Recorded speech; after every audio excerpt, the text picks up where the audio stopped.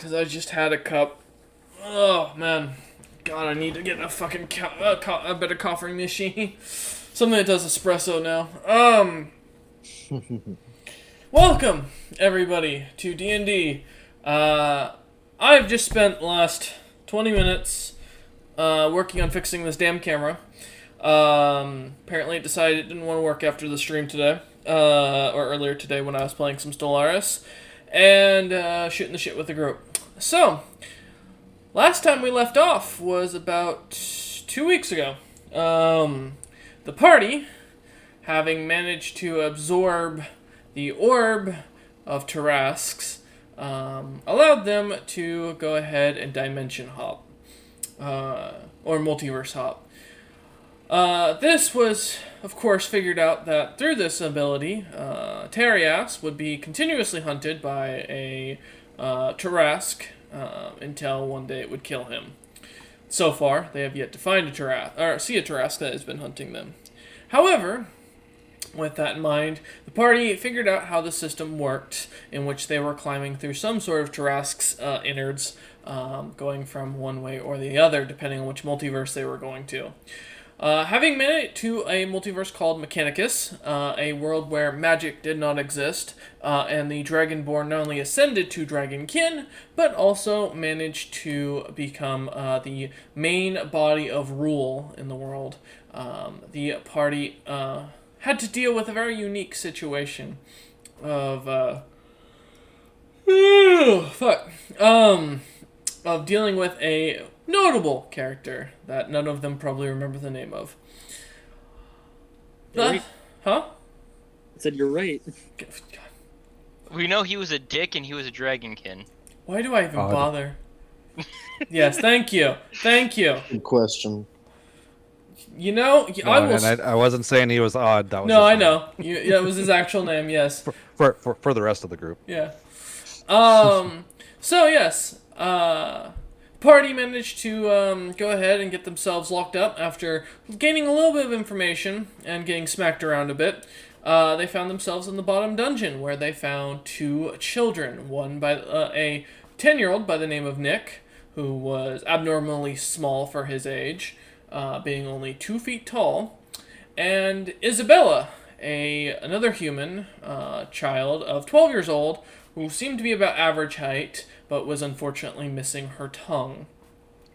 Both of which, after after a quick discussion, they would find out had not only mana, but also could see mana fully, and could use advanced healing magic.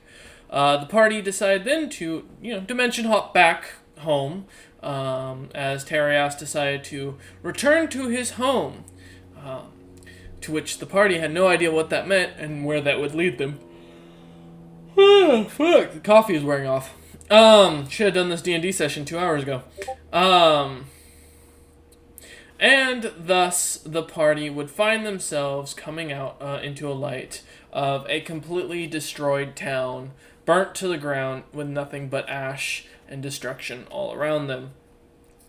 Having come out of the bell end of a Tarrasque, the party now finds themselves at mid-morning, the sun rising in the heat, no one around for miles as dust and little balls of weeds seem to fly by, or kind of float by. What would you all like to do? Question. Answer.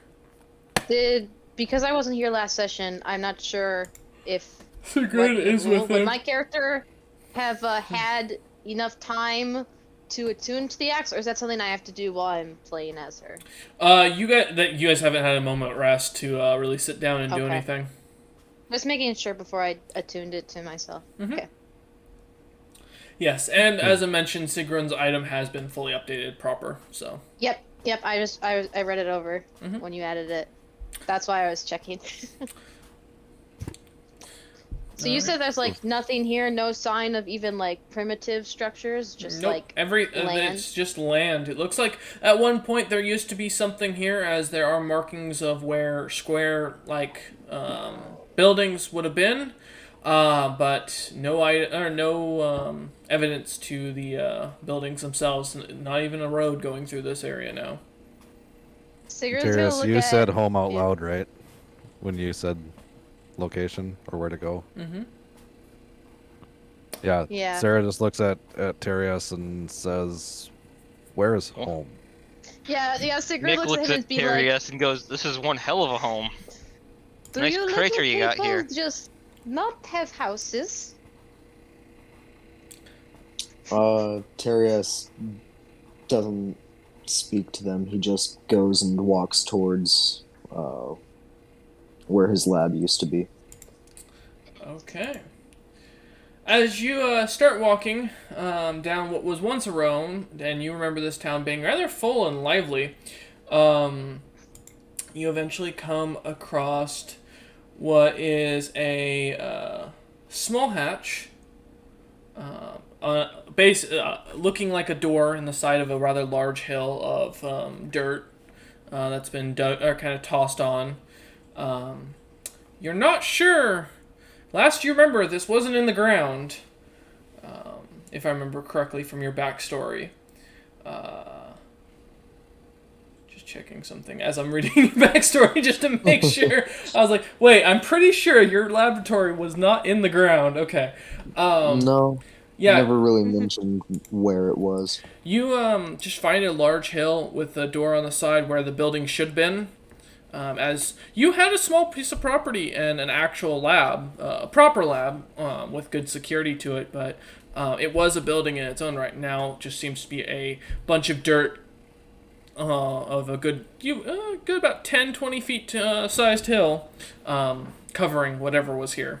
And the door itself being made of stone. You can see it reads on the front door, Terias's lab. Your place? Just nod and try to open it up. As you do, the stone door slightly kind of pushes open, and inside you can see your lab is untouched, extremely dusty, but untouched, and you still see your the suit of armor you were given from your time serving.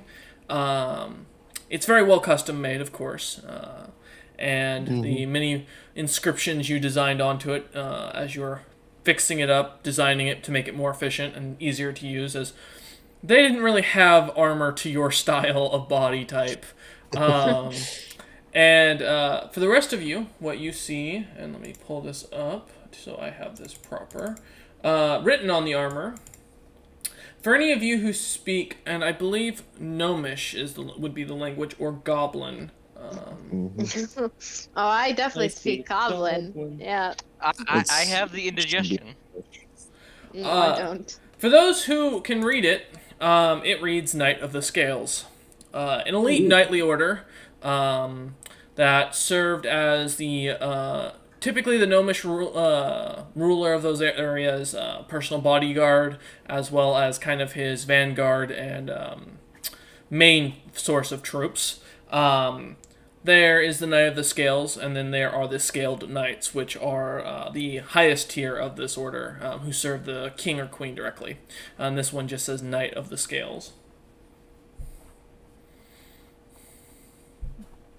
Okay. Does the surrounding area, looking over it, does this look like this was a land that was hit by like a major like weather event, like an earthquake or a fire, or does this look like a war caused damage? I assume Sigrun would have experience to differentiate. Well, you can do a nature check for one, and a let me see. No, just checking something. Yeah, survival check for the other. Okay, nature, and then survival. Okay. Mhm. Let me make sure I'm getting the right bonuses. I haven't played with Sigrun for a while. Okay. 2, and then my nature. Okay. Not good for nature, but good for survival. All right. 14 for nature, and then let me roll survival. Mm-hmm. Um. Okay. All right, there. I mean, this town looks like if it was a town once, it's been well abandoned and gone. It looks like the weather itself seems pretty calm, and in this area, you're not familiar with this part of the world.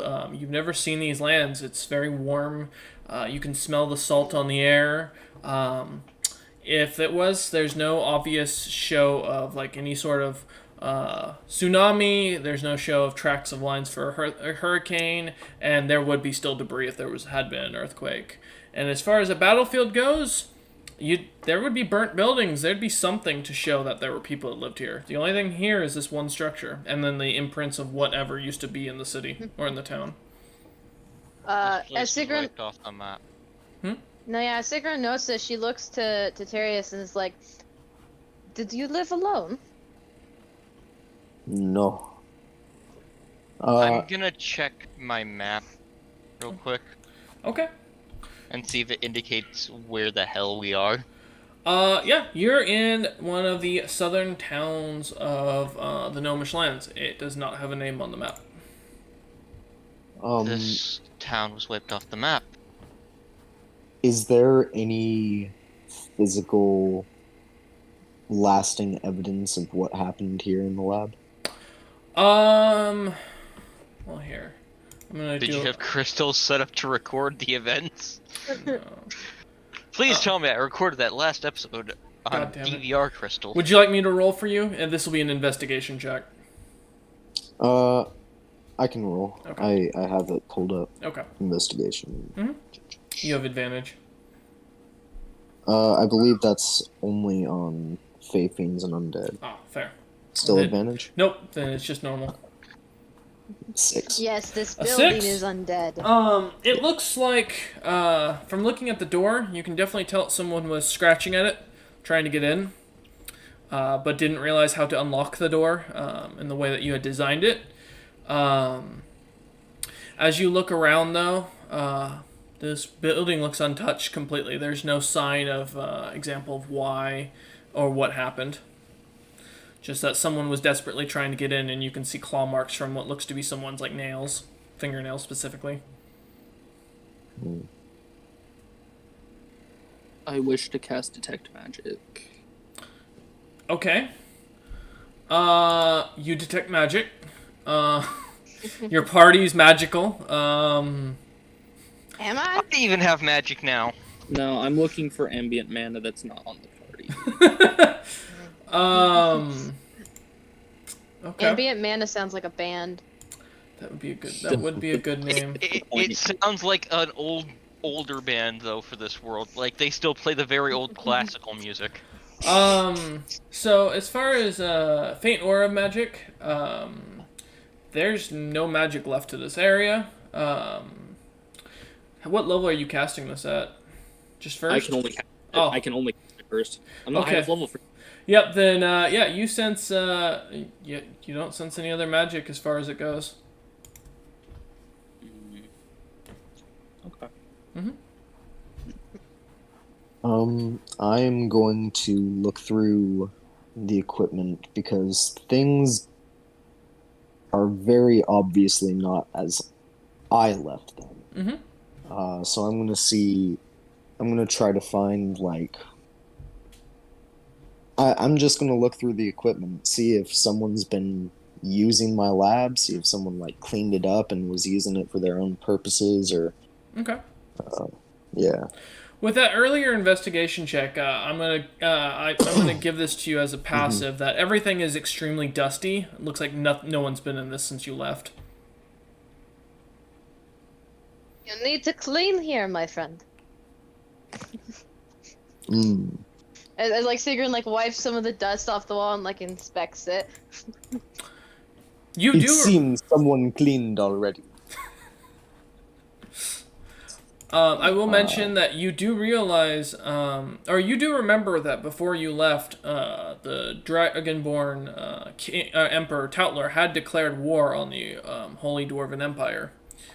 And this is, your town would have been directly in any direct, if they were coming over land, that would be the only warpath they could take. Yeah.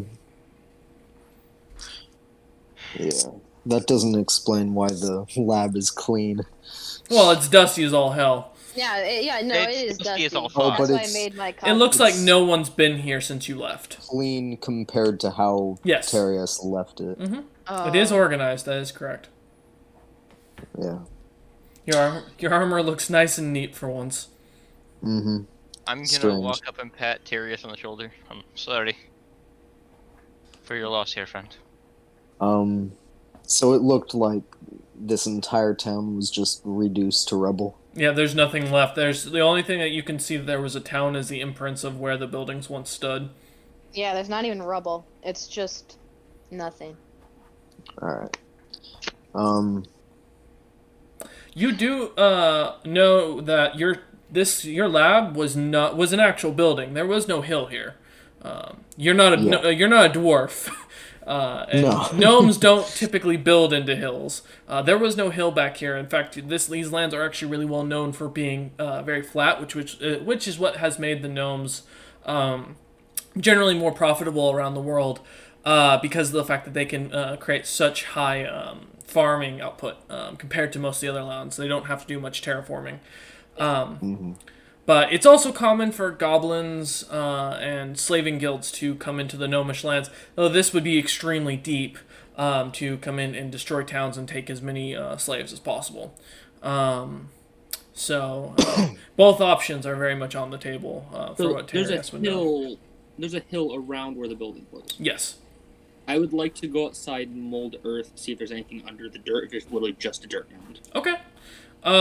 Is Mold Earth for you a cantrip? Yes. Okay. So as you walk out, which side are you going? Behind the building, to the right, to the left, in front of it? What? I'll go onto the right side. I don't want to do something too close to the door. Okay. So as you start molding earth, how much earth do you get to mold? 5 square feet. Yeah, it's a With 5 foot each cube. spell. Okay. 5 foot cube every time I cast it. As you do it the first time, the dirt kind of moves aside. Are you going down, or are you just going straight into the hill? I'm going in at first, at least. Okay. Give me a perception check with advantage. Well, I'm not good at this, but I'm gonna hope I get a decent roll on one of these two, because that was not decent. No, that's terrible. The good news is it's literally dripping on you as you pull or kind of mold earth. I was just seeing if you'd get a natural one. No. You start to feel blood or some sort of like bloody like liquid kind of smear against or kind of drip onto your face from the sides of the hill, and then you notice there's a finger in the dirt. I'm gonna go open the door and call to Terias and say, "See this, you must." Yeah, I'll hurry over. Okay, as you hurry Sigrun will over, go as well. you all notice that there is a pool of brown liquid that is kind of pooling at this small little indent to the dirt, and there is a few fingers here and there in the dirt. Does it look like old blood? Looking at it, it looks like it's a brownish liquid, and you can smell copper. I regret not taking analyzed blood. I considered it and I didn't take it. Can I taste test it? You can. All right. First, give Yeah, me a she con believes saving them. throw. But go All ahead. right. Yes, I'll make a con saving throw. Here, I'll roll IRL die. That's a nat 1 plus 4, so a 5. It tastes like blood and dirt. Yeah. Blood. She looks at the others after just like having licked it. God damn it. I'm gonna Uh, look at Terias and then Goblin. Do you want me to keep digging? See what else No. is here? No, I know what's in there. Alright. And Terias, he's gonna go back into the lab, start collecting his knight's armor. Okay, you can add a full thing of plate to your inventory. All right. If there's any, let me see. I have alchemist supplies. I have all kinds of tools. No, I guess I don't really. I'll stock up on just supplies, just different pieces of metal, scrap metal, and stuff. Okay, you find And about 5 pounds of iron. Okay, and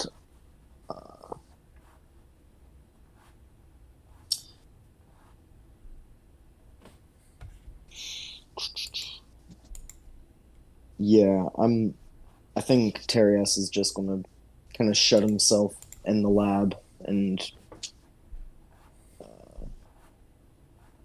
get to Not work even for a gonna- little bit. Okay. Not even gonna let us in. No, Out in the middle of nowhere. Okay. As Teria starts to work, you all hear as the lab door, or as the door slams shut. None of you know how to unlock it because you didn't see how he did it. And it's sealed. Ah, you just hit it hard enough. I'm making a dirt hut. You're making Yeah. a dirt I'm hut? setting up a camp and looking I- for food. Okay. I'm gonna Molder. take out my new axe and start inspecting it and like I guess test swinging it. AKA I like to see if we can attune. If not, she's just like checking it out. Okay. All right.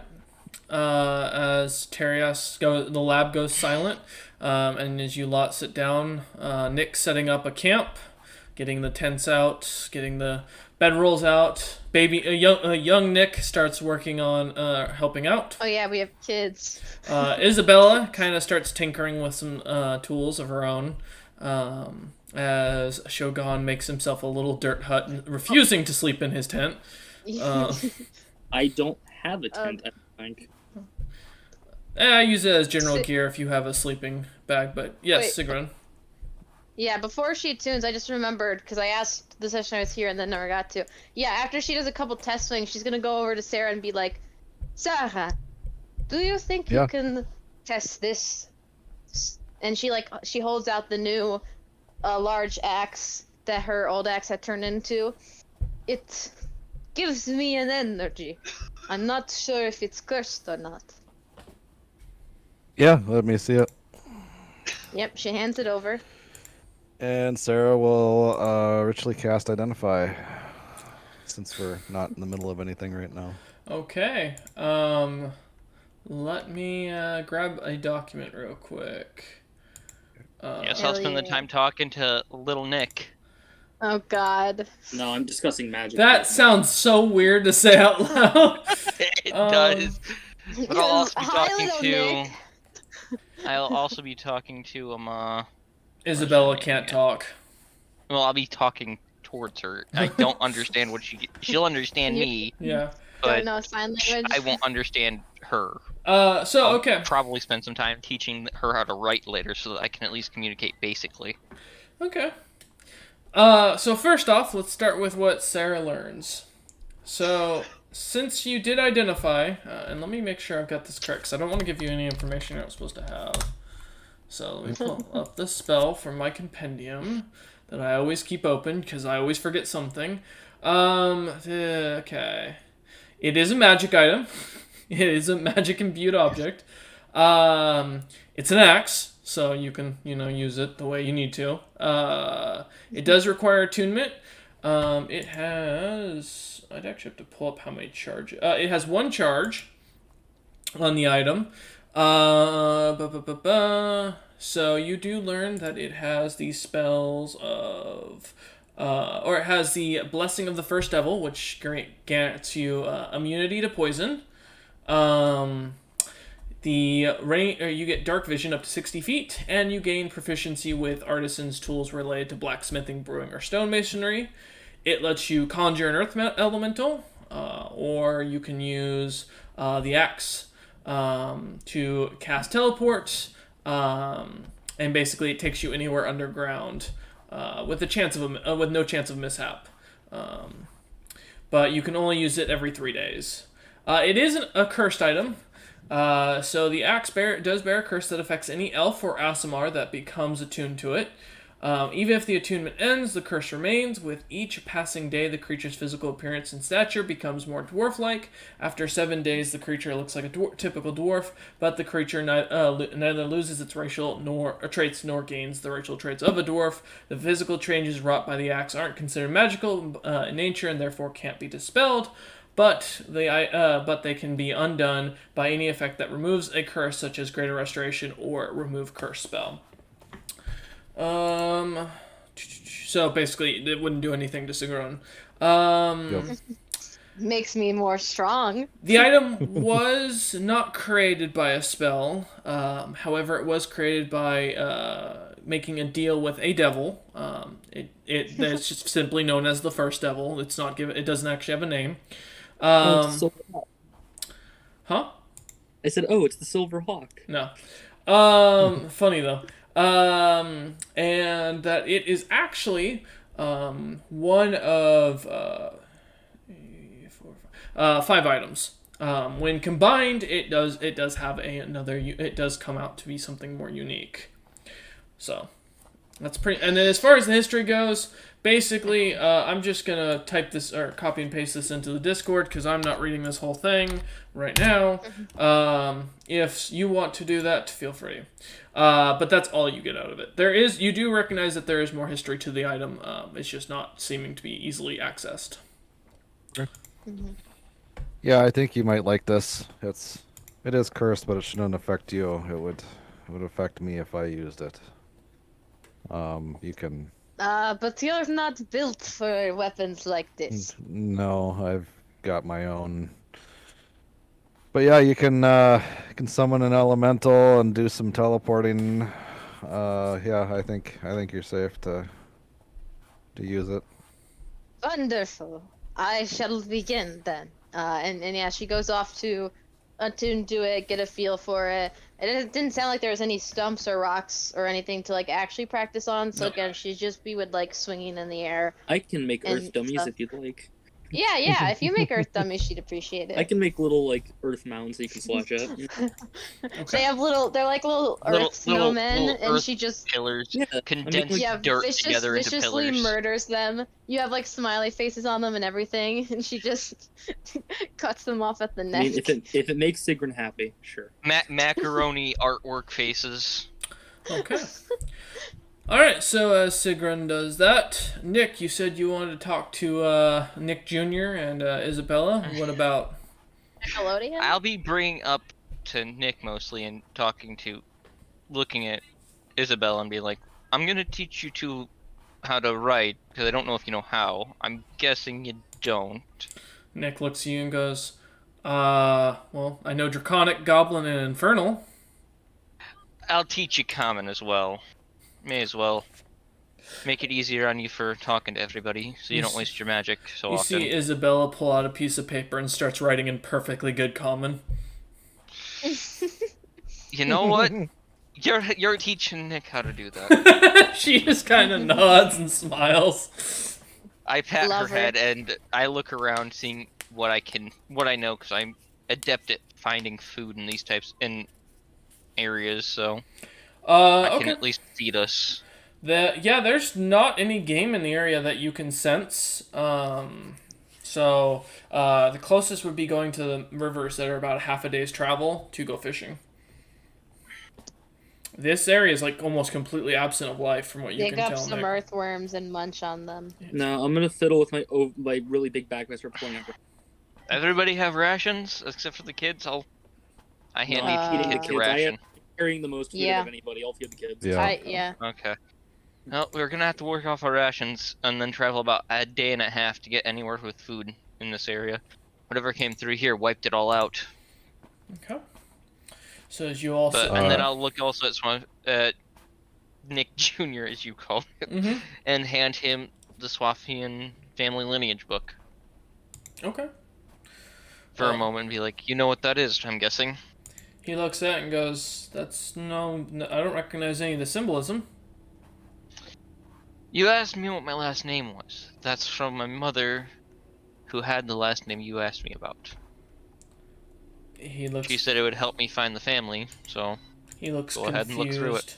and he will crack it open. Okay. Crack that Bible open. Yes, we'll come back to that Read in a the moment. verses to me back. Yes, Sarah, what were you think? What were you want to do?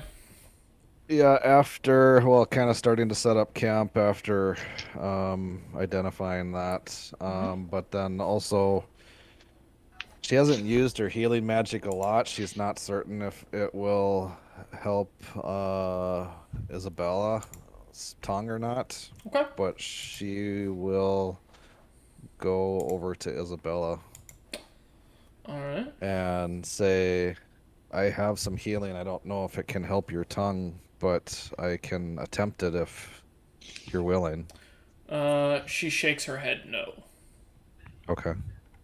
Very And- well. and then- Let me know if you need it or if you change your mind. She writes down cursed. And it's although it's good common, it seems the words are a little funnier looking now. And she puts she just writes cursed and points to her tongue. That of course is missing. There's nothing there. Yes, Sarah just nods and kind of looks at Cursed to not looks heal, at then. Isabella and kind of looks at her wrist and just kind of nods, because Isabella nods back and looking at the bracelet and kind of realizing what you're referring to. yeah, because at this point Sarah doesn't really know what this thing is, but it just became part of her. Okay. What school of magic was the curse? When I used to check magic earlier? It did not come up. So it's not from a known school. No. Got it. Actually, you know what? I will say this. I'll message you something real quick. Well, there are plenty of powerful mages here. You might be able to even, if we're lucky, go see that new pope that everybody's talking about for a while. Okay. Of any of the damn gods. And maybe they'll be useful. Oh, okay. Yeah, we can't help her. Okay, got it. We cannot help her. We ourselves cannot. Shogun says, in perfectly good goblin. I look at him in Goblin and go, you learned something. I'll ask about it later, because I have a feeling it's important to the girl. I'm gonna get close so only Nick. I'm gonna pull Nick away for a minute. Like I understand Goblin. Yeah. Like she understands indigestion. Yeah, Sigrud will speak in Infernal to Sarah like, No, when do you I think don't. they're going to solve that problem of I don't theirs? want to distract Sigrun from training, but I'm more pulling you away from other Nick. Oh. Oh, from 'Cause little Nick. He speaks Goblin too. He does. Yeah. He also it's a good speaks language to Infernal. have. So does Big Nick. Yeah. Yeah. So after pulling him away, I'll say, it's not just a curse. Her tongue's been used to make a magic item. Oh. Oh shit. We Can't throw it unless back. we find the item, then we can't really. And that item's probably in that other. Well, no magic really existed there, from what we were able to ascertain. But then that would also mean that someone else is jumping multiverses. Would locate person be able to help us find that? Probably not. That's part of her person. Not how I know, anyway. Oh, that might be a problem for if we meet someone who's of higher magical power than either of us before we can handle that. Might be a good way to try and see about dealing with it. Best way to deal with it would be teach her spell for telepathy, but What's Shogun Nick's passive perception? Nyx mine is only an 11. Okay. Nyx is 15. Okay. You both notice as Isabella suddenly is standing right behind both of you listening in. Nick just smiles at her and says, I'll still figure out a way to get your tongue back. I promised that before, and I keep my promises. She puts a thumb up and then goes back to working on some tinkering away at a piece of metal. Sigrun just hitting the dirt. Note to self, Yeah. also ask her to take a look at my arrows later to fix them. It's the earth mounds. It's the earth things. Yep. You know what? I'll give her something to actually do that might help us out later, because my arrows still give me disadvantage because they're all snapped and just bound together with cloth. Mm-hmm. Can you do something about these, Isabel? I really don't think they're gonna fly straight, and it's better to hunt with something that's actually gonna hit the target. You don't want gay arrows now. She starts casting mending on them. Thank you so much. All right. When the children are more useful than the party. I couldn't take mending. I don't get cantrips that well. Listen, Nick's got a +7 to intimidation, so. But yeah, no, And then I'll go over to Nick and see how he's doing, looking through the book that, from what I knew, was mostly blank. Oh, he set the book aside and he hasn't even been reading it. He's been whittling away at something. I'll go see what he's doing. Okay. All right, Sigrun, as you Yes. continue practicing with your axe, every time it seems to get dirty, the dirt immediately seems to fall off of it of its own accord.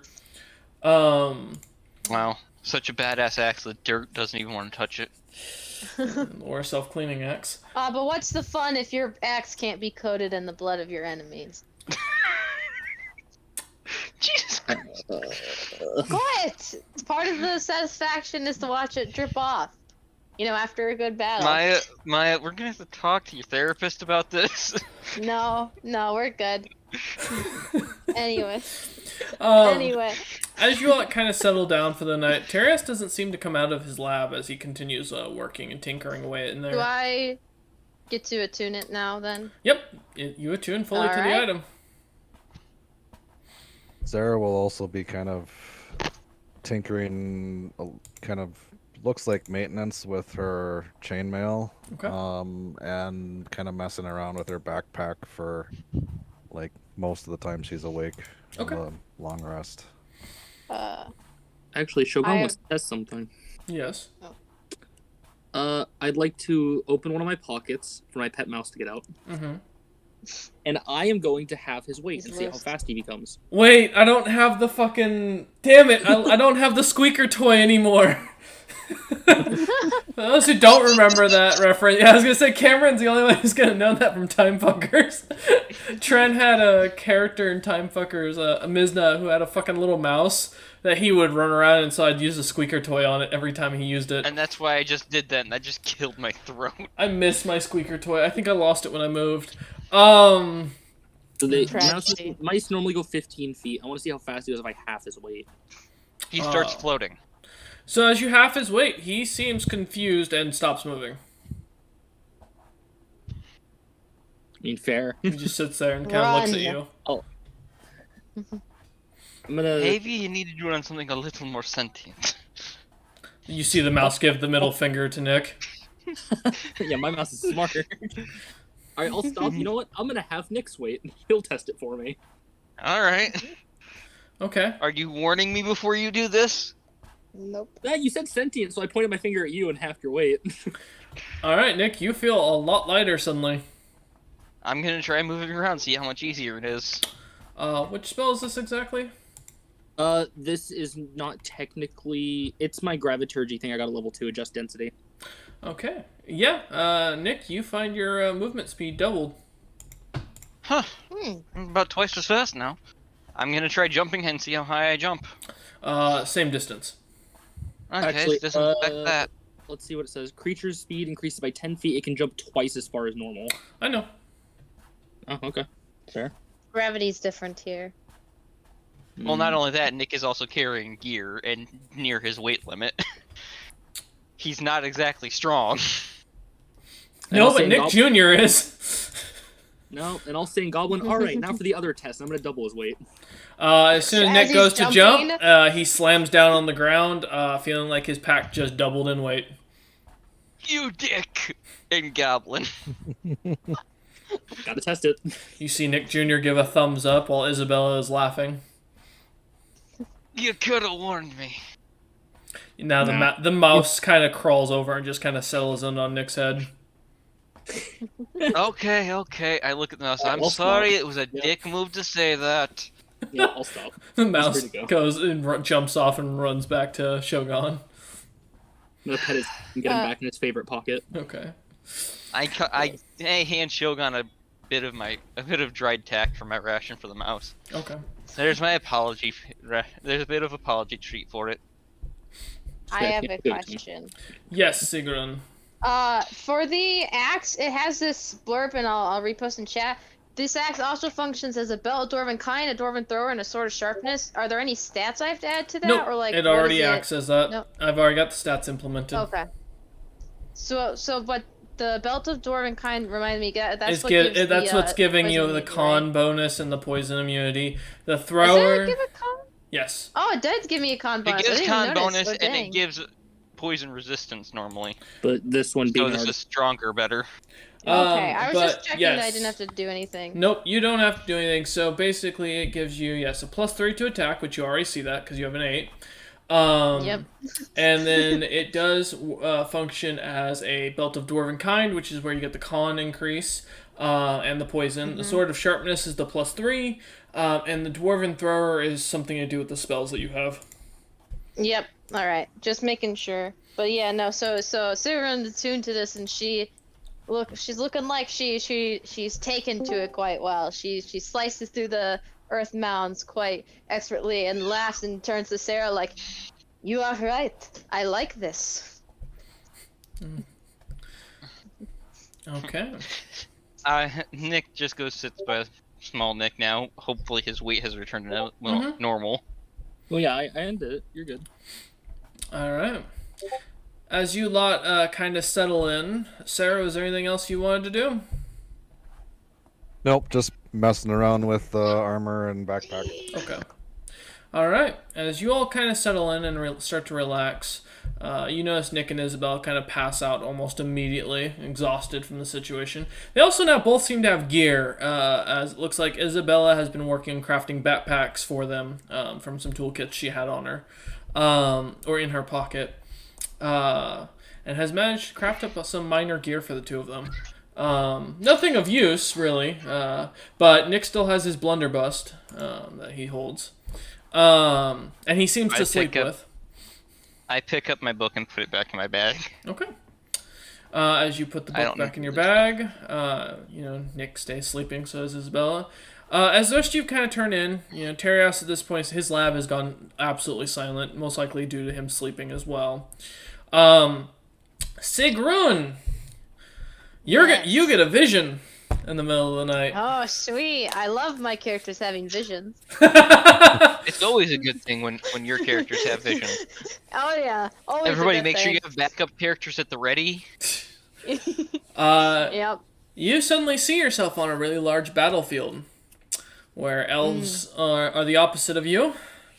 And the battle looks to have already be in the midst of it. It looks like there are hill dwarves and mountain dwarves all around you, fighting large hordes of elves, mostly what looks to be high elves from what you can tell. Nothing like the elves from your homeland. Yeah. And as the two seem to be fighting, you seem to find yourself in a much larger body, about your normal size, actually. And you seem to be with a cigar in mouth, charging into the battlefield and just cutting down elven men and women left and right with ease. And then suddenly everything goes back to a normal, pleasant dream for you. So I don't wake up from it. I still end up sleeping. Yeah, you're still asleep. I mean, you can give me a con save if you want to see if you wake up from it, but Yeah, I mean, I guess so. It just would have been like a reaction thing, unless it affects something. I wake Nope. up and there's like some creature hanging over me, like, oh, you weren't supposed to wake up. Terios's Tarask is here. yeah, exactly. Yeah, it just showed up. A con check or a con save? Con save. All right, let's do this. That's an 8 total. Yeah, you wake up in a cold sweat and you see what looks to be a dwarven man standing over you, with a long black beard and very long black hair. Seems to be wearing very simple and cheap leather-looking armor from your experience on the battlefield. Smoking a cigar in his mouth, and he just kind of looks at you and goes, "Huh, you're fucked," and then disappears.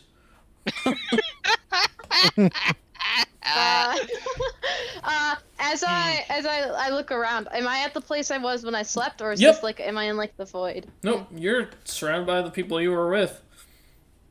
Sigrun's gonna take a glance down at herself, Still Yep. still a bore. Yep.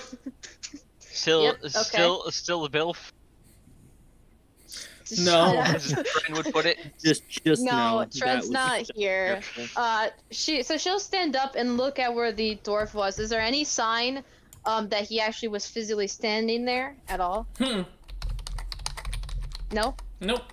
Okay. I'm seeing ghosts. Okay, that's fun. And how many hours was I sleeping before I was woken up? Yeah, it's about midnight by this point, but there's nothing around for miles, so... So I didn't get a long rest then, have I? No, not unless you go back to sleep. Yeah, I guess after waking up and kind of looking around for a bit and like just keeping an eye on stuff, she'll glance at the axe that I assume she had like resting beside her, pick it up, get a feel for it, and just kind of laugh and be like, you have a few tricks up your sleeve. I like that. Suddenly- and goes back to bed. As soon as you say this, the blackened beard dwarf reappears in front of you and goes, Oh. good luck, and disappears again. She's gonna pause, look perplexed, look at the axe again, and repeat what she just said. Like, you have a few tricks up your sleeve. Yes, Like- yes, and you're getting uglier by the moment, and he disappears again. Ah, you talk. That is fun. You see Talk him tomorrow reappear, morning. and he goes, "Really? Just let me sleep now. Come on now." Okay. Yep. She just casually goes back to bed. She doesn't wake anyone up. For the rest of the doesn't- party, She'll just. if you have a passive perception of at least 18 or higher, you just notice Sigrun speaking to themselves. Yeah, as they stand up. Damn it, I Holding don't. the axe. This would have been amazing to wake up to be woken up by. I still know what's happening. Yep. Yeah, she just talking to the axe. It looks like not the axe, just herself. Like, Mhm. yeah, and then she goes back to bed just casually. Okay. Ah, great! I've been chosen as the one to have a sentient weapon. That always goes well in Royce's campaigns. It'll be fine. Especially when it says you're screwed.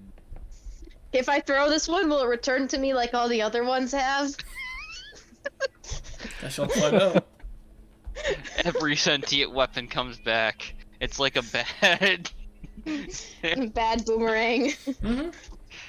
It's a boomerang. I love that item. Oh, god damn it. As night goes, uneventful. Nothing happening, surprisingly enough. Morning comes quick enough. Isabella's immediately the first up, cooking and kind of cleaning up the campsite, getting things readied and backpacks cleared.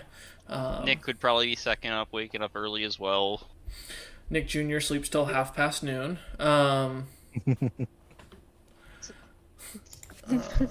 I'm gonna look at Shogun and be like, "You can teach him if you can get him to wake up early." Oh, do you need him up early? Sigrun like kind of approaches an early riser Well, herself. we don't really have anywhere to go other than to make sure we don't burn through rations really quickly and food. I figured. Oh, I look at the map and I point towards the direction of the river, which I do believe would be south. South this so area? the river is actually east of you. Oh, east. Mhm. I would be pointing east then and be like, if we go towards the river, we can at least set up some basic fish traps and be eating fish and other things that may go towards the river for water. Instead of burning through our rations while we wait for Terias. So that's about a day and a half away. Should I knock? See if he's up? Isabella comes over to you and shakes her head, and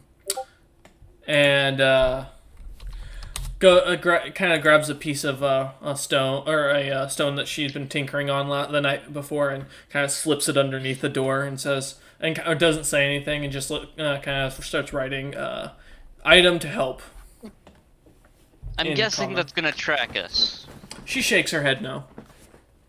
I'm pulling out a war gong to wake up Nick Jr. Yeah. You know what? I get my pan flute ready and I look at Shogun and Goblin. Play music? I shake my head Terribly? once really, really hard. Give me a moment. Yeah. Nick is still asleep. Go ahead, Sarah. When Sarah, kind of assuming we're gonna head out, packs up her bedroll, you will notice that instead of like putting the roll like above the backpack, she now shoves the entire thing into the backpack, even though the backpack is too small for it. You know what? I've seen enough weird shit in the time with all you. I'm not even gonna question it. Yeah, because prior the backpack seemed to work like a normal backpack, but this morning it is now a bag of folding. I pick Nick up and I just put him on my back and go. Put Nick Jr. up and I just put him on my back and go. Say, let's get going. And He's my gonna sleep armor is through now shit, and he's gonna sleep through shit. We may as well make sure we drag him with us. Okay. yeah, my armor is now a +1 armor as well. Gotcha. Haven't Yes, Sigrun? seen this. For Haven't future seen, for like, future Miaznik Sarah's, reference. Yes. Sarah's bag be magical. Sigrun's gonna like look into her own bag and see if it's also now magical. Sigrun, you look in your bag, and you see the face Yep. of a very ugly-looking dwarf staring at you. Hello. Did you sleep well? It shakes it. The face shakes its head and goes back to snoring. Oh, you can't sleep all day, you know. We are heading out soon. The rest of you just see Sigrun talking to her bag. Talking into her bag, yeah. Like she might have an animal in there or something. I'm gonna roll insight on her to see if she's going insane. What Go what ahead. do I roll against that? Nothing. 21. No, Sigrun's not insane. That's all you get. Then I'm not gonna worry about it. I'm gonna notice that Nick's doing that, and I'm gonna, in Comlin, cast here yesterday. A spell was, Resurrection. It was. I hear gibberish. I'm speaking in common, but okay. For once. Wow, oh, you're Oh, I speaking thought common? you said goblin. Oh. No, that's why I was Yeah. speaking like Si- Sigurd's gonna like look over and be like, resurrection. Was cast here. yesterday. Very high level spell. Necromancy. Not good. And you see Sigrun kind of, as she like kind of walks back over to you guys with her brows a little bit furrowed. Can you tell where it was casted on, or who? Well, I felt this in the lab, right, Dan? Yep. Meaning it was really close to us in the lab. Mm-hmm. In the lab, it was cast. Where exactly? Not known. Well, then it'd be better for us to get out of here. I jot a quick note down and slide it under the stone door as well, telling him we're heading east towards the river. And we'll set up camp there. Okay. So is the party is going to take half a day? Yes, Sigrun? I was just waiting for your response. You saw Or my did anything. response. Okay, yeah, that's it. All right. Good to know. Good to know. Okay. As the party packs up, Nick Jr. continues to sleep. Little Nick, how much can you carry? Probably not enough. Should the barbarian be carrying You know the what? I might child or pass try to the wake test. him I up? might just keep Nick I in his was bedroll going- and just drag him because I can drag more than I can carry. Well, he's 70 I am- pounds, so I can drag him. I will drag him in his bed. I Okay. literally Working have someone so else carry much him. carrying Would. capacity. Yeah, Sigurd's gonna see him attempt to drag it, laugh, just like No, I'm laugh at dragging him, it fine. and- I just can't lift him No, without Who's problems. gonna pick him up? she picks him up without any issue, like whatsoever, and she's like, Thank "You you. will have to train more, friend." And Maybe she you can slugs help me Nick with that Jr. later. over his shoulder.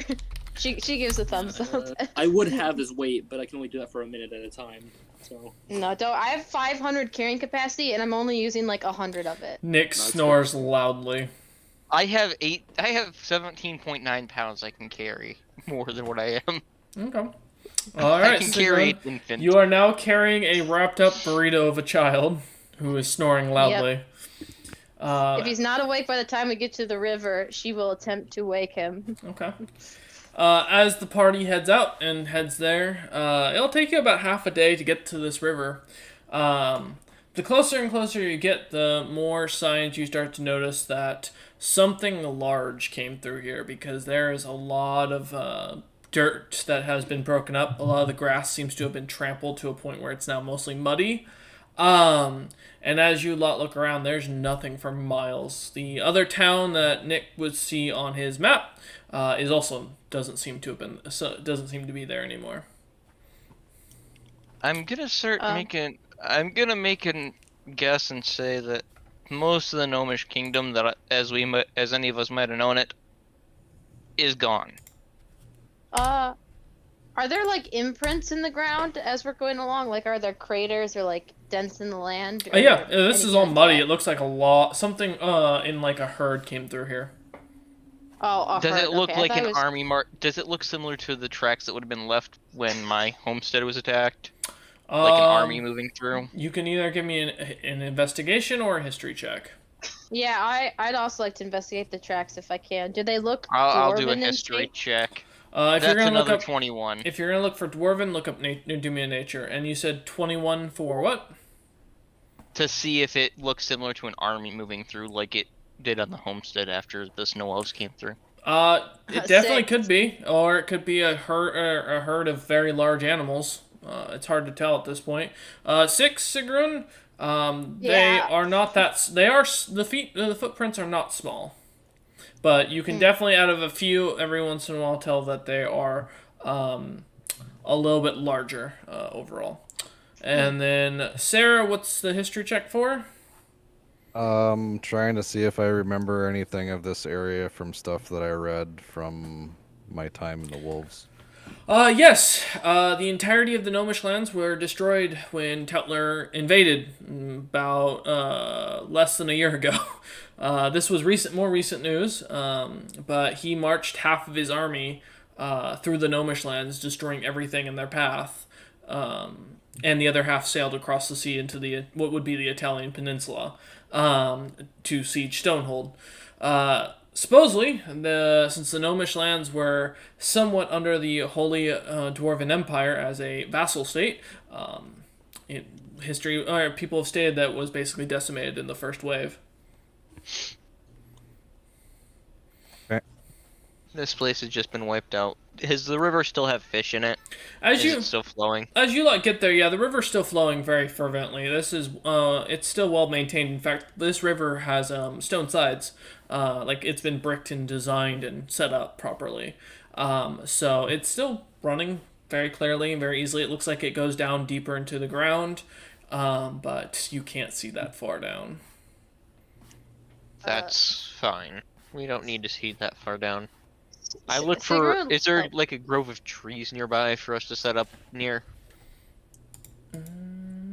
There is.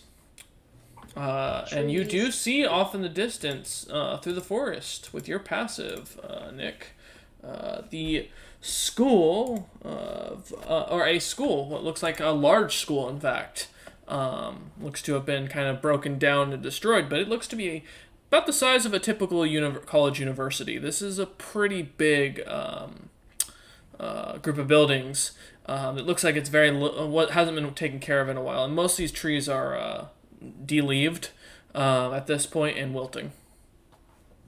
Anyone feel like being explorative and going across and checking out old abandoned Gnomish University?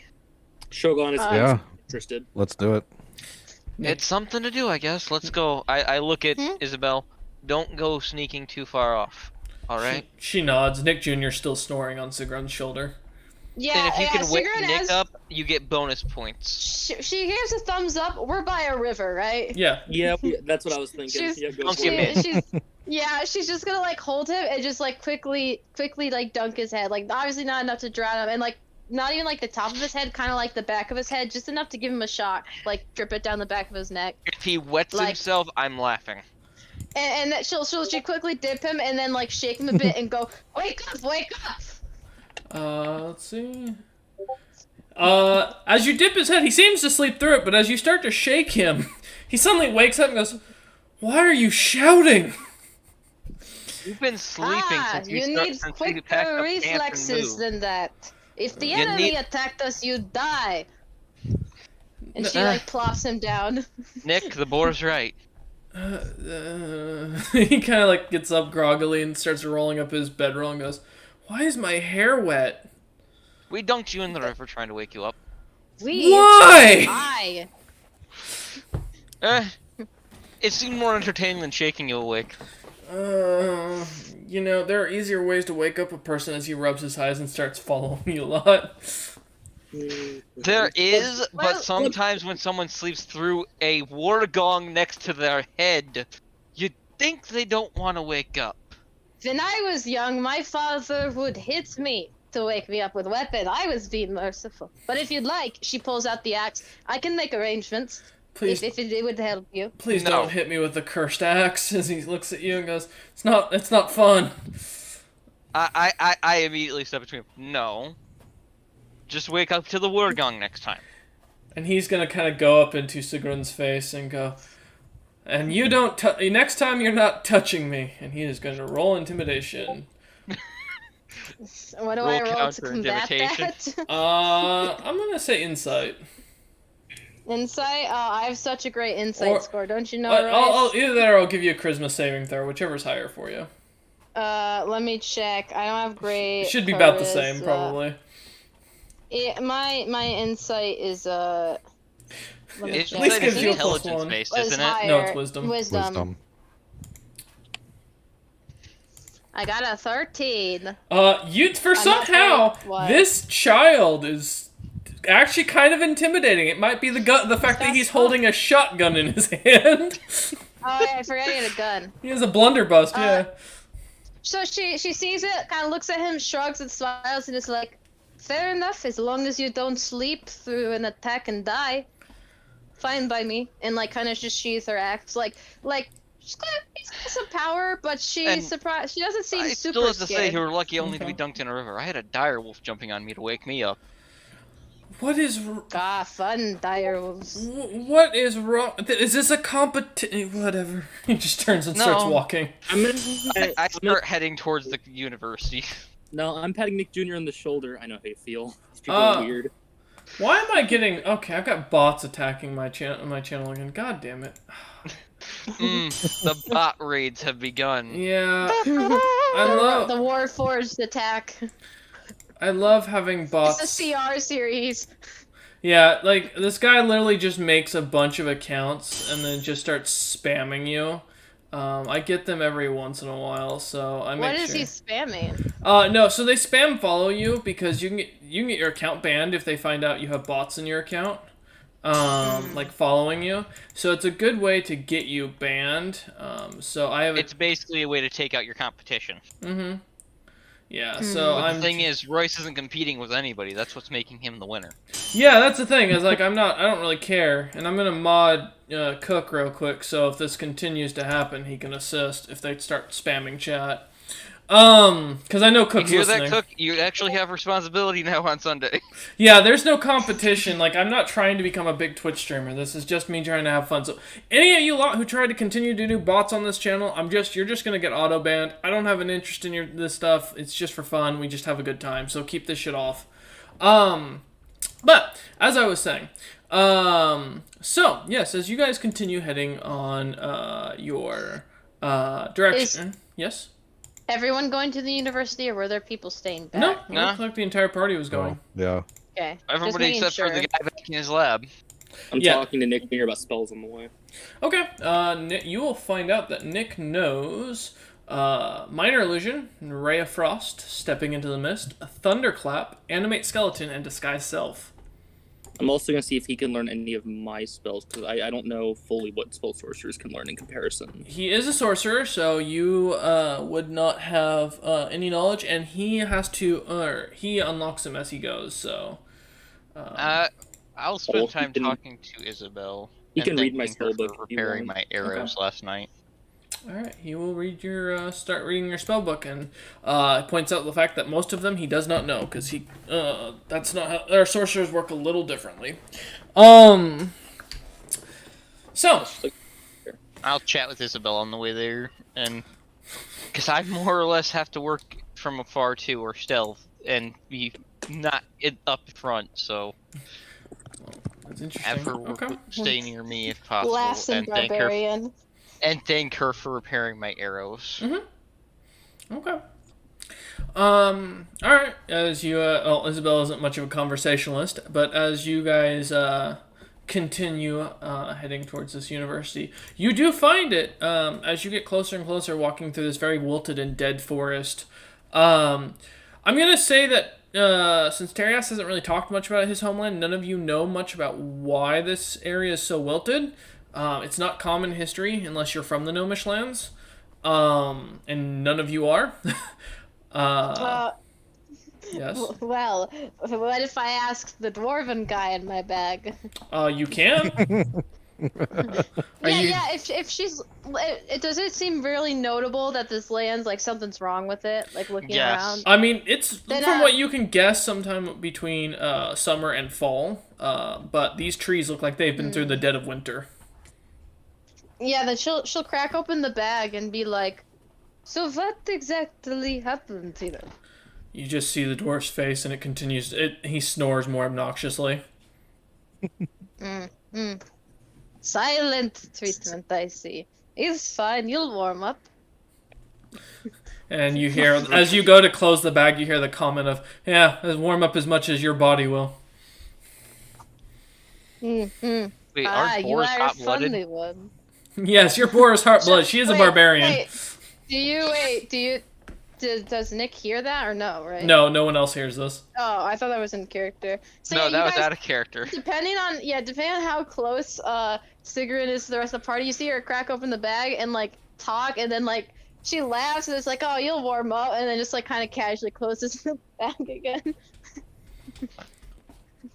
All right. Nick just looks at her and goes, "Did you pick up a squirrel or something?" What? No, there's no wildlife around here. I picked up a person, surprisingly. Okay, good for you. Nick is not questioning that at this point. Jesus. Sarah just leave the chuckles. boar alone with the children. Sarah, you don't say anything, Sarah. You just laugh. Just gonna laugh because she's not 100% certain what a weapon like that would do, but she's not surprised if it came with something that talks. Yeah, But- and then and Shogun's then- not paying any mind. I'm gonna move to the front and start keeping an eye out for anything that might be of Yeah. danger, I'm also in the perception-wise. front. Because I'm gonna the be tank. behind the big boar. Same. Can't see much then. All I'm right. keeping. You see a very Yep. giant brown pelt in front of you, and it smells like wet dog. I'm gonna move off to the side a little bit.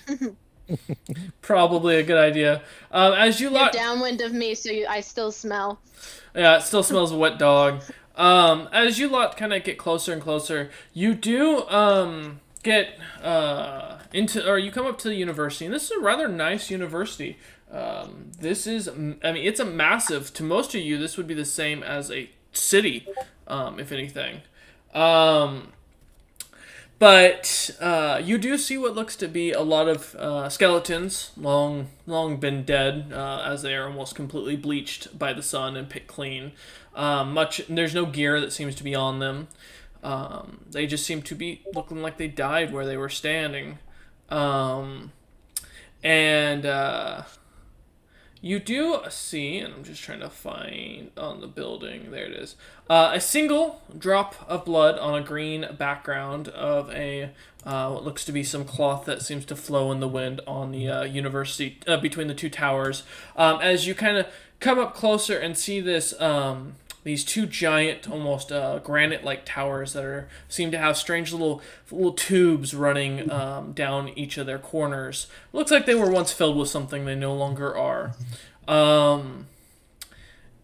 God damn it! I'll get to you in a second there, Shogun.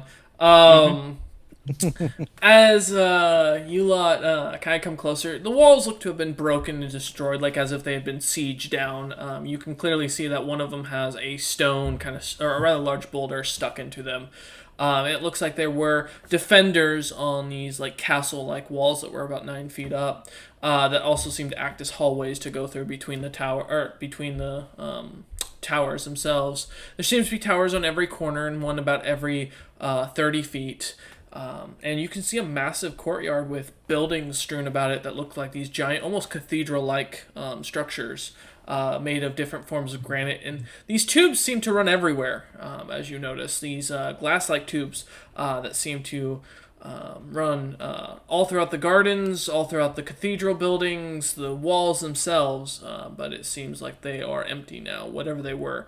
You do all notice with your passive perception that on occasion you notice some of the tubes have a little bit of what looks to be a brown-like substance stuck in them.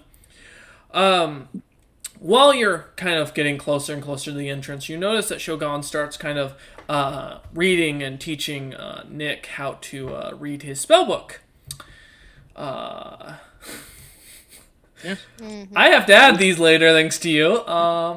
Yeah, Nick's, it was a nice 29. That was great. let's see how much Nick comprehends. Okay, so with a 10, that passes the DC. Yeah, Nick seems to pick up the understanding and will be able to learn from your spellbook. He's going to start writing his own once he gets his first book, and he'll be able to start using that. Well, maybe we can find him one in here. That's true. I will mention, as you are kind of walking around, you see 4 buildings that kind of stick out to you. The rest seem to be kind of too ruined at this point to really notice. One seems to be a shorter and stubbier building with a single tower in the center of it. This has a giant clock on it. Another seems to be a rather massive and probably the largest building in this entire area with massive glass windows. You can see what looks to be skeletons of monsters in there. You actually do notice with your passive perception a very large looking draconic or dragon-like skeleton that seems to have some sort of weird ball on top of its back. But you'd have to go further and to investigate further on the item, as well as other skeletons you can clearly see of other creatures. The other 2 buildings you pretty much identify immediately as being school buildings where classrooms were held. Okay, well, we can check the classrooms for materials, and we could check that clock tower building to see if that's a viable place for us to stay. Much more easy to defend something with a door to lock. I'd like to see if they have a leftover library here. Okay. You Yeah. haven't That's still intact. You haven't seen one, but it could be in either the 2 classroom-like buildings or the building with the giant tower in the center of it. It could all, and then we'll save that last building with the skeletons in it, because I don't know about you guys, but things bigger than me that might come back to life sounds like a bad time. Actually, I'm going in that skeleton room because I have spell for Yep. this. I'll No, follow the I goblin. guess we follow them. I look at Isabel. If they come to life, grab Nick and Oh, go yeah. out and hide in the clock tower. If they don't move, I'm taking one of these skeletons. Nick looks at you and goes, I can Oh, yeah. animate skeleton, though. I'm gonna wave his hand. So can I. I look at Nick and I go, if they come to life, and you can help fight, stand back, fight, but if it looks like we're all about to die, run. I'd prefer you lived. He loads his blunderbuss and goes, yeah, no, I got this. Fair. I look at Isabel, that goes double for you. Isabel is nowhere to be found. God damn it. You know what? Oh, God. She's hiding in perfect darkness. I'm gonna assume she can hear me. I mean, you don't know where she went. None of you saw where she disappeared to. I'm gonna have to put a bell on that girl. I don't think that would help That just make her sneakier. somehow. Alright. I look at Nick and go, your sister likes to run off. Or at least hide very well. Yes, she's not hiding. You didn't see she entered the towers at the entrance? I go back Nope. for Isabel. He looks at you and goes, she told you. Oh, wait. He goes, and he starts giggling to himself. Oh, right. Nick, if you can hear her and understand her, you got to really play her voice box sometimes. Oh, she knows telepathy. She's telepathic. Mhm. Did I not mention that? Nick stops for a second, looks at him and goes, no, you didn't. Oh, well. We'll talk about it later. Go with them. I'm gonna go get her. Make sure nothing attacks her, because leaving one of you kids on your own just feels like a bad idea. Unless you want to check that building out first. Yeah, it's just the two towers of the entrance where the wall was, looks like the doors had been broken down. Okay. Nick is walking back there with or without anybody. Well, this may be a party split. Let's go. Okay, does anybody else follow Nick? I'm going Nope. in the room with Shogun. Okay. No, Going I to like Shogun. this skeleton room. Me and Nick Alright. Jr. are going. As we'll come to Nick Senior here in a minute. Let's start with the rest of the party. As you lot head into the recognize it says Museum of Monsters, and on the big placard above the two broken doors. As you walk in, you immediately are greeted by that massive draconic figure. With what looks almost like a dome-like thing on its back, and it seems to be like parasitic and stuck to it. And you get closer look, you notice they're like almost like bone-like tentacles that come off of it and kind of intertwine into the skeleton. Do any of you speak? And I believe this is a language in D&D is Gnomish, but I may have to double check. I'll check real quick for languages that can be added. I speak, I think, Giant, Infernal, and then Common. Okay. That's what I got. I do not. Yep, Gnomish is a Okay. language. Yeah, I figured. Okay, so Nope. none of you read Gnomish. The good thing is most of these places do have a common translation. It's just not as eloquent. Cook follows Nick in spirit. So as you read, it says it basically on the right Power of side. Loxodons is with Nick. On the right side, it reads, for those who can't speak genius, and it Wow. reads below, Elder Brain Dragon, only known captured sample of its time. The rare beast is considered a legendary creature only known to the world of Incremia. This creature is known for holding court over thousands of elder brains and tens of thousands of mind flayers. Known to trap its prey by luring it in with promises of loot and slight manipulation. That's creepy. Let's not go to Incremia anytime soon if what this says is right. Nick Jr. looks up at you and goes, That's a entire continent, isn't it? Shogun's gonna nod. From there, I am. Have you seen one then? He looks at Sigrun and goes, and he kind of points over, and you see this very large, standing boar on two legs, and he goes, that says, well, Sigrun, are you one of them? Because, that says they're from Incremia as well. Oh wait, are the boar people Yes! from Incremia? Well, Yes, same place you're then from, she- no? Oh yes. She's gonna go over to the skeleton. Is it around the same height of her? It's taller. Is it taller? Taller. Okay. Does it look like a primitive version of my people or more recent? No, it looks Like- like it could have lived at the same time as you. Hmm. Hey, brother! There's no there's nothing like on it. It's just all bone, right? There's no Yes. remnant like jewelry or Correct. piercings or anything, right? Mhm. Yeah. She can't identify it then. She's just gonna look at it and shrug and be like, Wait, I know don't those know how it Tuskars. got here." This is my third cousin 4 times removed. Nick comes over and starts reading the thing on here. It says, for those who aren't geniuses, this is what was called a scrofe, a rare exhibit of exactly what happens when you take magic and give it to a boar and then say, fuck no, no magic. And then it reads below this, this is a sample of a male who was castrated and killed by his wife for divorce after he was caught sleeping around with the local priestess. That happens. She like nods understandably and then kind of shakes her head like a disappointed mother at a child at the skeleton, like, and she waggles her finger at the skeleton, even like, you should have known not to cheat on your wife. Scruffy women are merciless. And she nods. Nick looks up Like- at you and goes, That's terrifying. Yeah, and moving on. It starts going to another skeleton. I'm gonna look I'm gonna Yes. look at Nick Jr. Yeah, if you want to see later, I have a great example of a creature from Cremia, and God, it's still terrifying. Oh no. You, No, remember the you mean the I'm giant not a claw? prime Oh, example? Yep. Still carrying that giant claw. Yes, you are. As you look around, you find a beholder skin, an ancient black dragon skeleton, a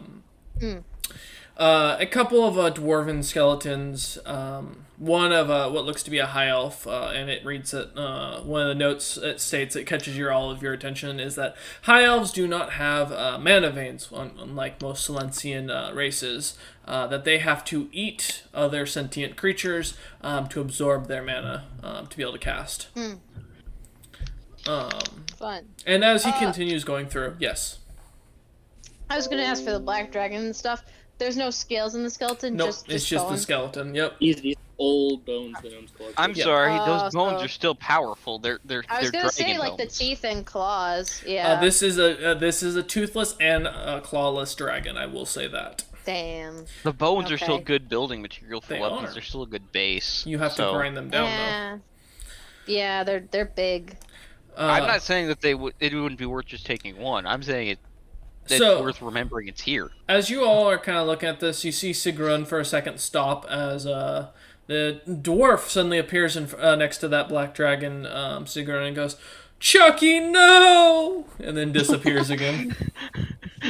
Chucky, you knew this then. And she like unsheathes the axe and like holds it out to the dragon as if like showing the axe to the dragon. Suddenly the dwarf appears again and then goes, "This was my childhood pet. I was raising him to be great."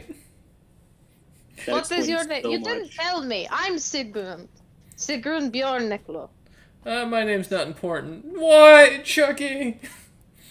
You fat bastard. Do you know who killed him? Yeah, 'cause I was alive then, of course. Totally.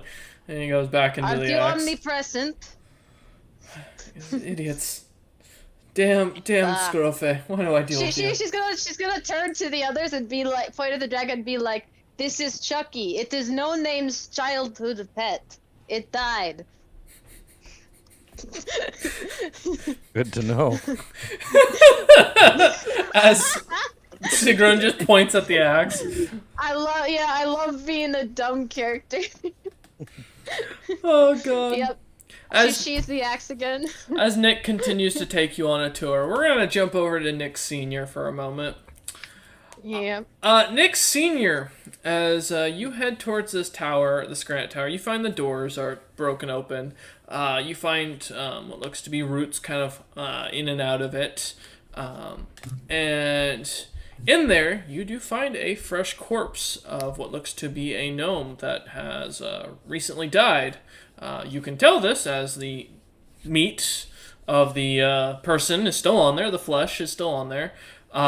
They seem to be been carved up a good bit, and you can also see 2 bite marks in the neck, clearly, that seem to have been pierced recently. This gnome seems to be dead. Is the body still warm? Yeah, as you go up to touch it, and it twitches slightly. Oh, God. Fucking vampires. All right, I'm I for pull out. vampires. I pull out my short sword, one of my short swords, and keep it at the ready. Okay. As I walk around and I go, Isabel, it would have been nice to know that you were gonna wander off. Give me a perception check. Okay, +5. Well, that's only one better than my passive, but that's a 16. After a few seconds, you notice... God damn it, motherfucker. Fucking bots. I swear to God. I thought that was at me for a second. No, fucking bot boy's back, thinking he's funny. Here, I'll pop it into the Nah, thing as well. I'm grabbing it. The nice thing is, so I have an activity feed that I get, so I can see exactly who fucking subscribes to me or follows You me. think? Oh, it's think they'd be 20% off to smart subscribe enough. to you right now. Please don't subscribe to me. Let Oh, it's also my subscription will be delivered by Grubhub. God damn it, that was bad. That was just funny. That was bad. Okay. Yeah. Oh man, there you go. Alright, I think they've all been banned. The sound will just keep going off in the background. I don't even have the notifications on the stream anywhere. Thankfully, with your passive perception, you notice pretty quickly as, God damn that fucking sound. Isabella's following you from above in the rafters. I look up. Do you know what killed? I know you can use telepathy. Do you know what killed the gnome? Isabella shrugs her shoulders. I don't think it was you, because if you were a vampire or something that was going to eat things, you would have eaten us last night. She nods. And she also shows that she has her crossbow that she has suddenly pulled out. You make things fast. I give you credit for that. She nods. And I look at her and be like, I'll be the distraction if you have to run. If you do, they're back in the skeleton area. Go get help if we end up in trouble. She looks down at you, jumps down from the rafters, and starts heading out the exit. I start leaving too. I'm not sticking around here. I am not dumb enough. Alright. Yes, that's the I case. catch up with her and I look at her and be like, why don't you use your telepathy with me, or is it only with Small Nick? She shrugs. And continues walking. Doesn't want to talk to you. Yeah. That's understandable. I understand I'm annoying. After a few minutes, you kind of catch up with the group and see these massive creatures of different variations of magic. Eventually, after a little while, you guys do come to the back area where you see a few drow skeletons with a little bit of explanation on their history, as well as a gnomish skeleton that definitely does not say, as Nick reads out, for those who are idiots, the superior race of the gnomish people are known for their large intellect and rather large croniums. I slowly move Nick away from the case and just peel that placard off. No, Chromium. That is a bone in the. Nick points to the head. Flip it over, and I carve in there just messily. Gnomes are idiots too. Okay. How big is the gnome's skull? Not very compared to Sigrun's. She puts her hand around the skull at this point. Her big hand is like, it says it is large. Maybe this was a large one. Maybe this one was above average. And then Nick kind of looks at you all and goes, so there's a, yeah, okay, never mind. All right. And the guy looks at Isabella. Going on in one of the towers. We need to be careful. It might be a vampire. It might be something else. I don't know. I'm not happy about it either. I'm trying to ignore that fact right now. Do you know about this? So she's gonna pull the axe out and like gesture towards the towers. Do you sense anything, No Name? Suddenly the dwarf appears in front of Sigurd and goes, "Can you stop summoning me?" I'd like to know if there's a vampire. Good. Go figure it out. You smell like wet dog, and he disappears again. She turns to Nick. He says we should go figure it out. Okay. Sarah's kind of in front of the drow, like taking in everything that there is.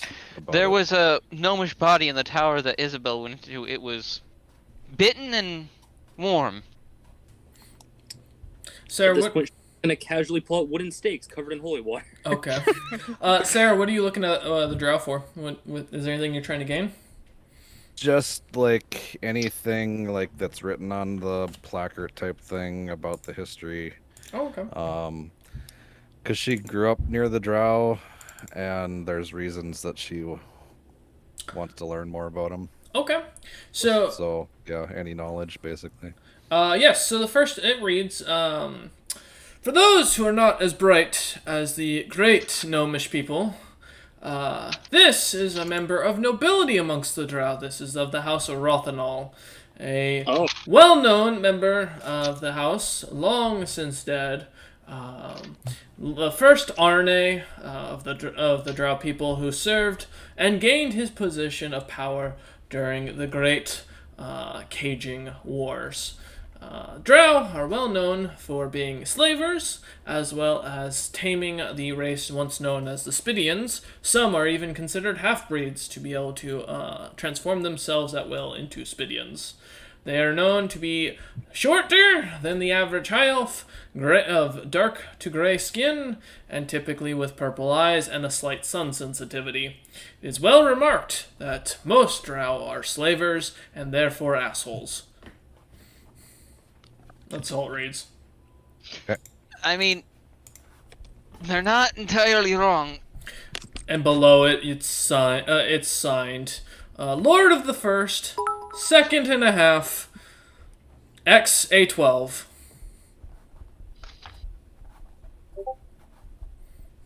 I've heard very few are merchants as well, but obviously there must be mostly slavers. Nick down. Nick kind of looks at you and goes, "Huh, interesting." I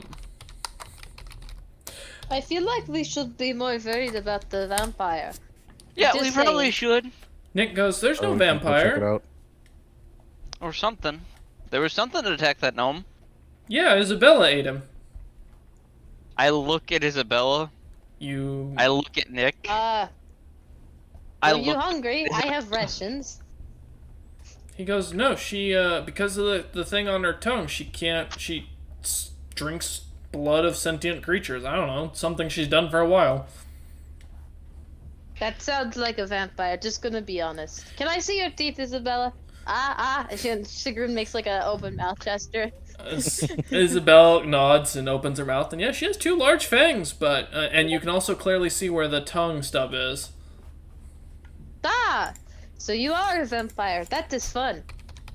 You are a special one then. Nice. Sigurd just seems like not very bothered by this fact.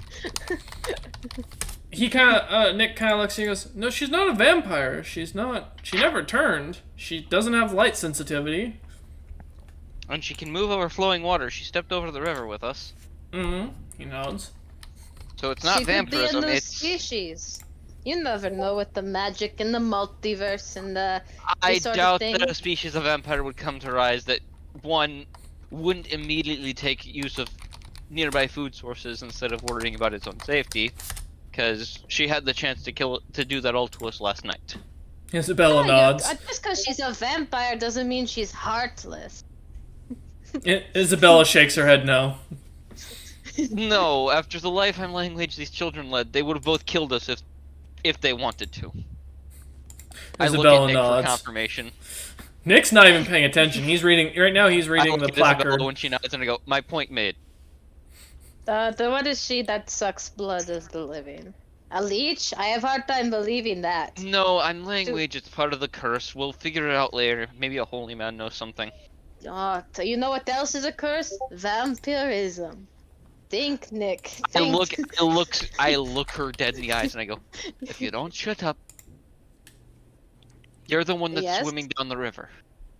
Oh, I was about to go in swimming to hunt fishes anyway. You all just got excited about their school. I look at Isabel and say, do you want to go explore one of the other buildings, see if there's stuff you can use to make things? She shakes her head no. See if there's a library yet here, because I wouldn't mind perusing it. Nick looks over at Sarah and goes, "Yeah, there's probably one in the back. I imagine wherever the whoever was the curator or administrator of this place." Well, Do I they go have a looking place through where they rooms too store to help. weapons? Sarah starts walking that way. Okay. All right. Nick kind of follows Nick goes Sarah. too. Follow Any Sarah. old beast theories would be useful to complement my own.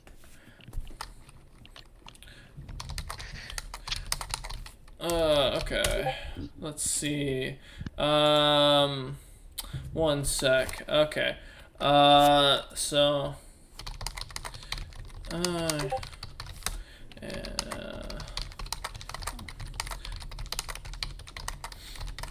1 second.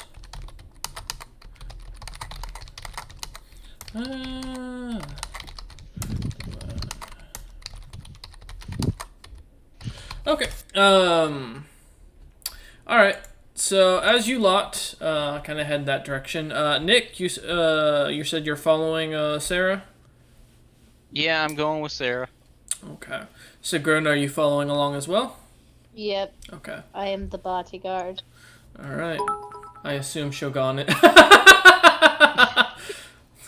Sorry, Cameron just decided to be an asshole to fucking cook. Okay.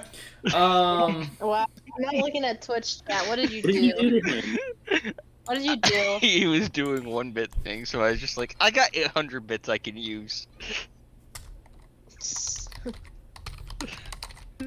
All right. You know, I love that because you guys are just sending that straight to Twitch. I get none of this, so I don't know why you guys are doing this. I get no money out of this, so. That's why it's funny. But, yeah, so as you head to the back, you eventually find the administrator's office after going through a couple of what looks to be general offices where books are being copied over and preserved, as well as you see areas where bones are being bleached. And as you lot are continue through, you eventually find the curator's office, and he has a couple of personal books up there. What are you looking for specifically, Sarah? Anything on ancient relics? Gotcha. Ancient relics. Okay. Specifically And trying to look more for this bracelet, but not really knowing what to look for at this point. And then also bracelet? because we've been hopping dimensions or planes along those lines as well. Okay. Nick is gonna look for bestiary stuff and things that might contain blueprints to give to Isabel. Okay. And a blank book, hopefully, for Nick Jr. Okay, let's start with Sarah real quick. So starting with the ancient relics, go ahead and give me a perception check. Okay. Damn. Not 20 for 21. You find a book on ancient relics. It gives everything you could ever ask for from Silencia. In fact, you even find that in the back of it, it talks about the 12 Lords' paired items. And is there something in that book specifically you want to look for? Oh. Well, looking specifically for like any mention of this bracelet, or that's also a weapon. Okay. Give me a moment. I'm just gonna... Oops. Oh, that didn't work, but that's fine. I will pin that for now. I hit the wrong button and I just don't care to fix it. Okay. Give me a moment. I'm gonna send you some info real quick on what you find.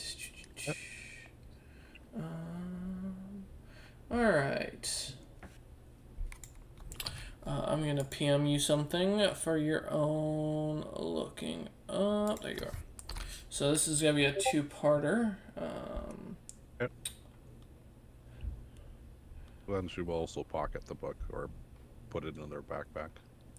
Okay, give me a moment. So you find out about everything that they have found so far. So these are the items that you managed to get info on. Oop. No. Well, I can only post so much. So, let me find some of this. Okay, there we go. Yeah, let's see if that'll post. There we go. No. Just give me a minute. It only lets me put up so much. I have to. God damn it. Oh, I hate how Discord does things sometimes. Like, just tell me how many words I have to delete so I can post something. There you go. That's what you get. So you can read that later.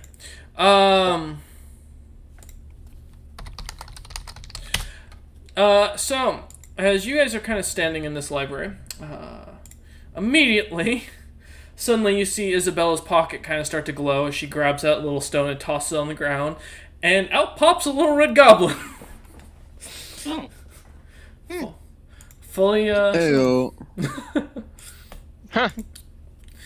All right. And then outside of what Sarah is looking for, because that doesn't get you the other book you were looking for, Nick, for a bestiary, you surprisingly don't find anything that goes past your own notes. You seem to have more notes better than what you are looking for. Terios, So there'd be nothing that doesn't have anything. no, Good. no. Good. Terios, as you pop out, you find yourself standing in the middle of a lab, or in what looks to be a museum of sorts, the back offices. As you recognize, this is definitely a museum. As you can see, some of their offices are set up to bleach bones and such like that. You recognize the banners outside the window as the School of Blood. Delightful. But and then Shogun, as you messaged me. Did I find a blank book for You little did Nick? not. Oh, did I find what I'm looking for? Great. You do find something, Nick. You do find a book that says The Understanding of Magic. Oh, Oh, I do. No, or not Nick. Shogun. Sorry. ooh.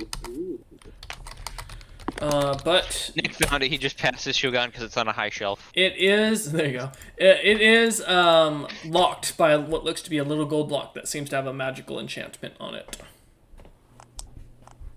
Okay, well, I can hold on to this for now. Do you have the Nuck spell? I shake my head.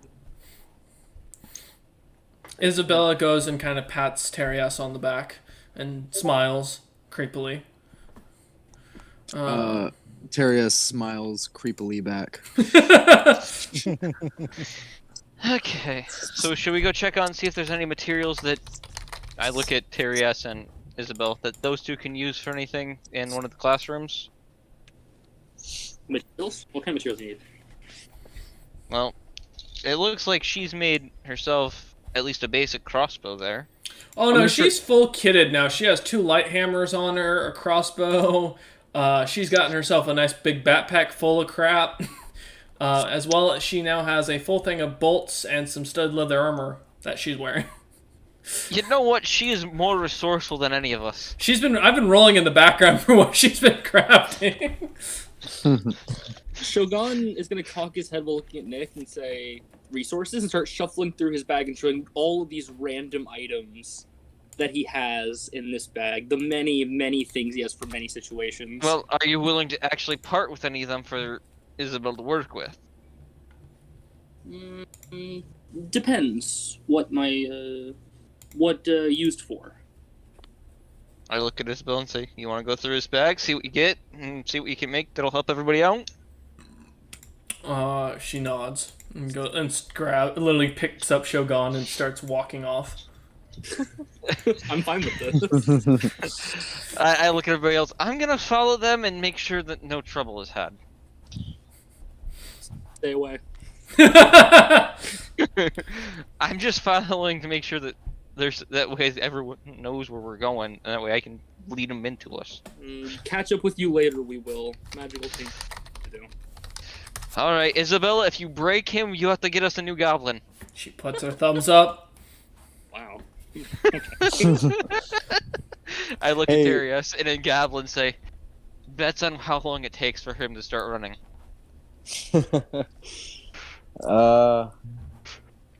2 minutes. I'll give him 3. Alright.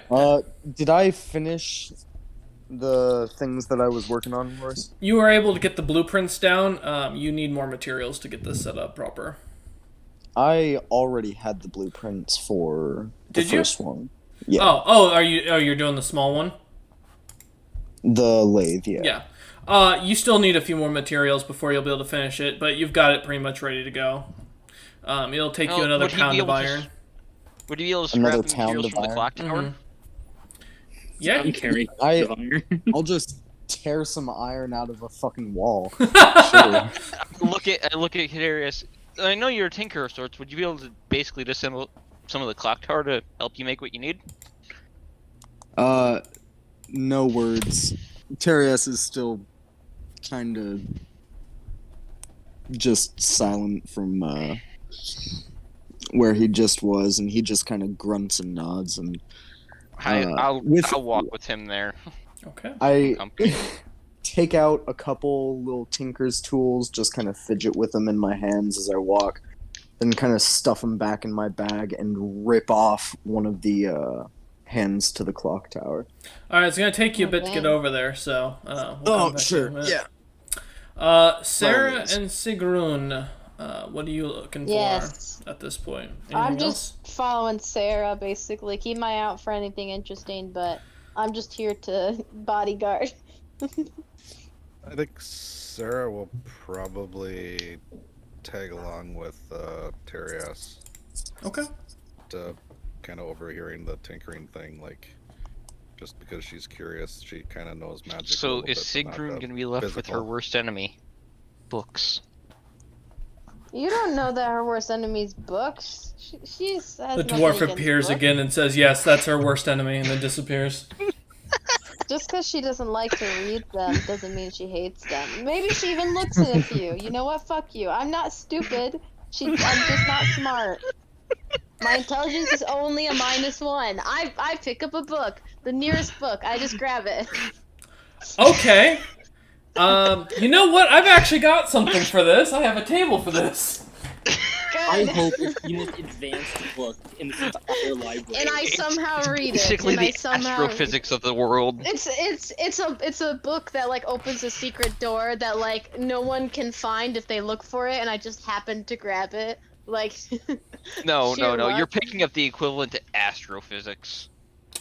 That only Terius and Shogun will really I understand. pick up Maybe the Sarah Art of War by Sun Tzu. and Nick. God. The Art of War by freaking. All right. Sigrun, give me a D100. The Art of War by Chris Alright. Ironbeard.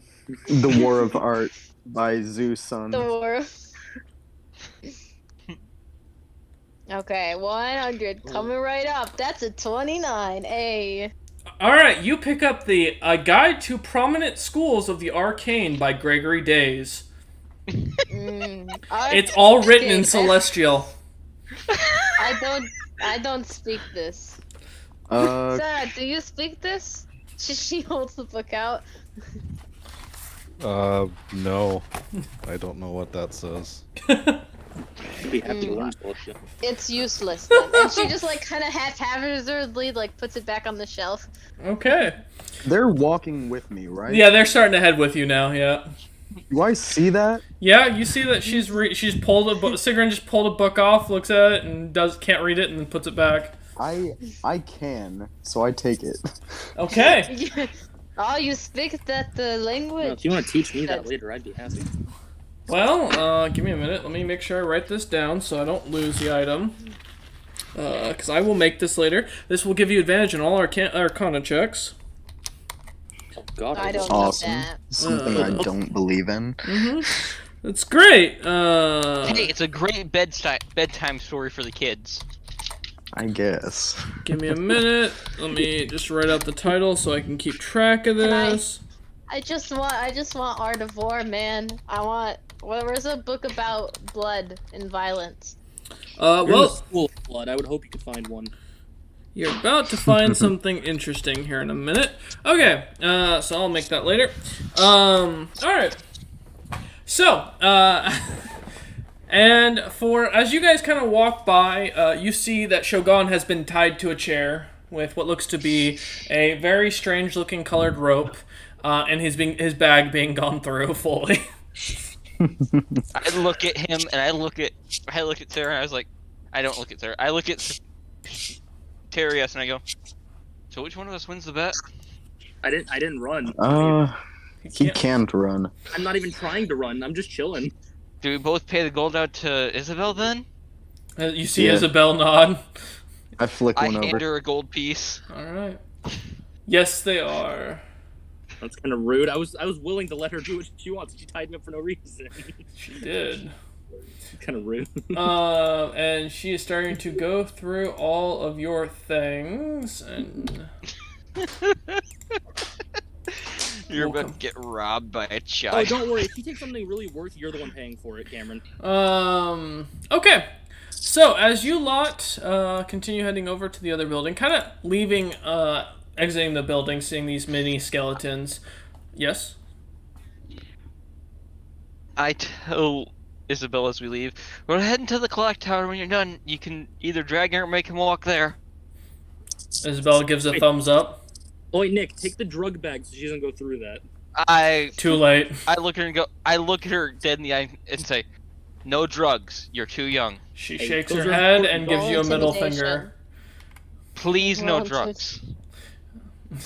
She shakes Can't her follow up head with a please. and I gives you will a roll persuasion." No, Okay. I'm gonna look at her. A lot of those drugs have really bad side effects. I'd rather you didn't. She nods and smiles. At least tell me what you're Thank gonna you use it for for. persuasion. I am not persuaded She at all, looks at child. you, points at her mouth, and then shrugs her shoulders. What'd you roll? Persuasion? 8. Let's see her insight. I think she wins. Yeah, she does. Continue That's hang a on. nat 20 with a +1.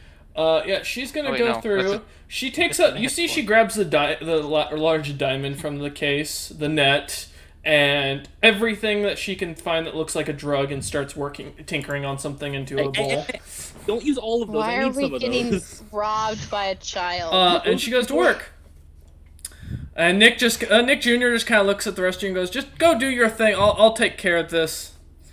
Make sure she doesn't eat any of the drugs, Nick. That's not what I'm afraid of. Make sure she doesn't also experiment on Shogun, because he's kind of useful right now. I will do what I can. Okay, look. Only Give him a certain thumbs up, and people- I head towards the clock tower. I No, will mention, Shogun, you are gagged. Oh god damn it! I was gonna tell the kid just don't use the fucking. Kinky.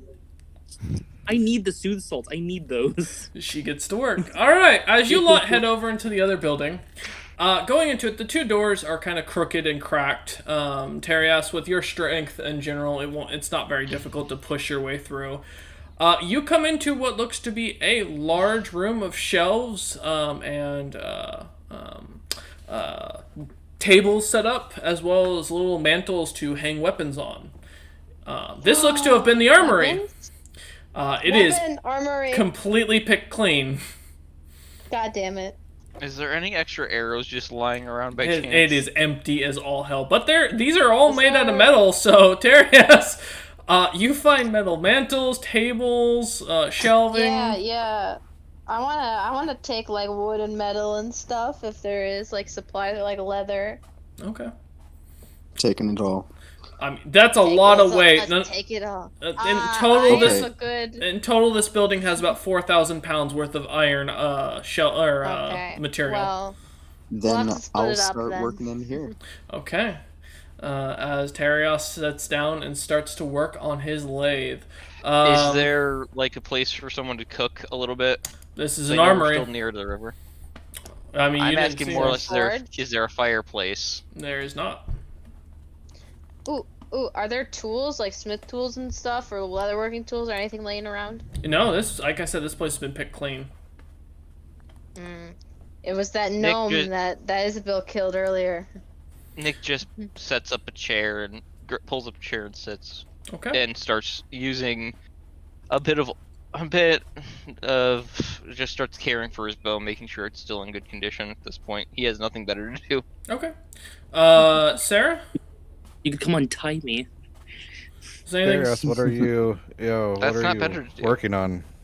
Are you constructing something?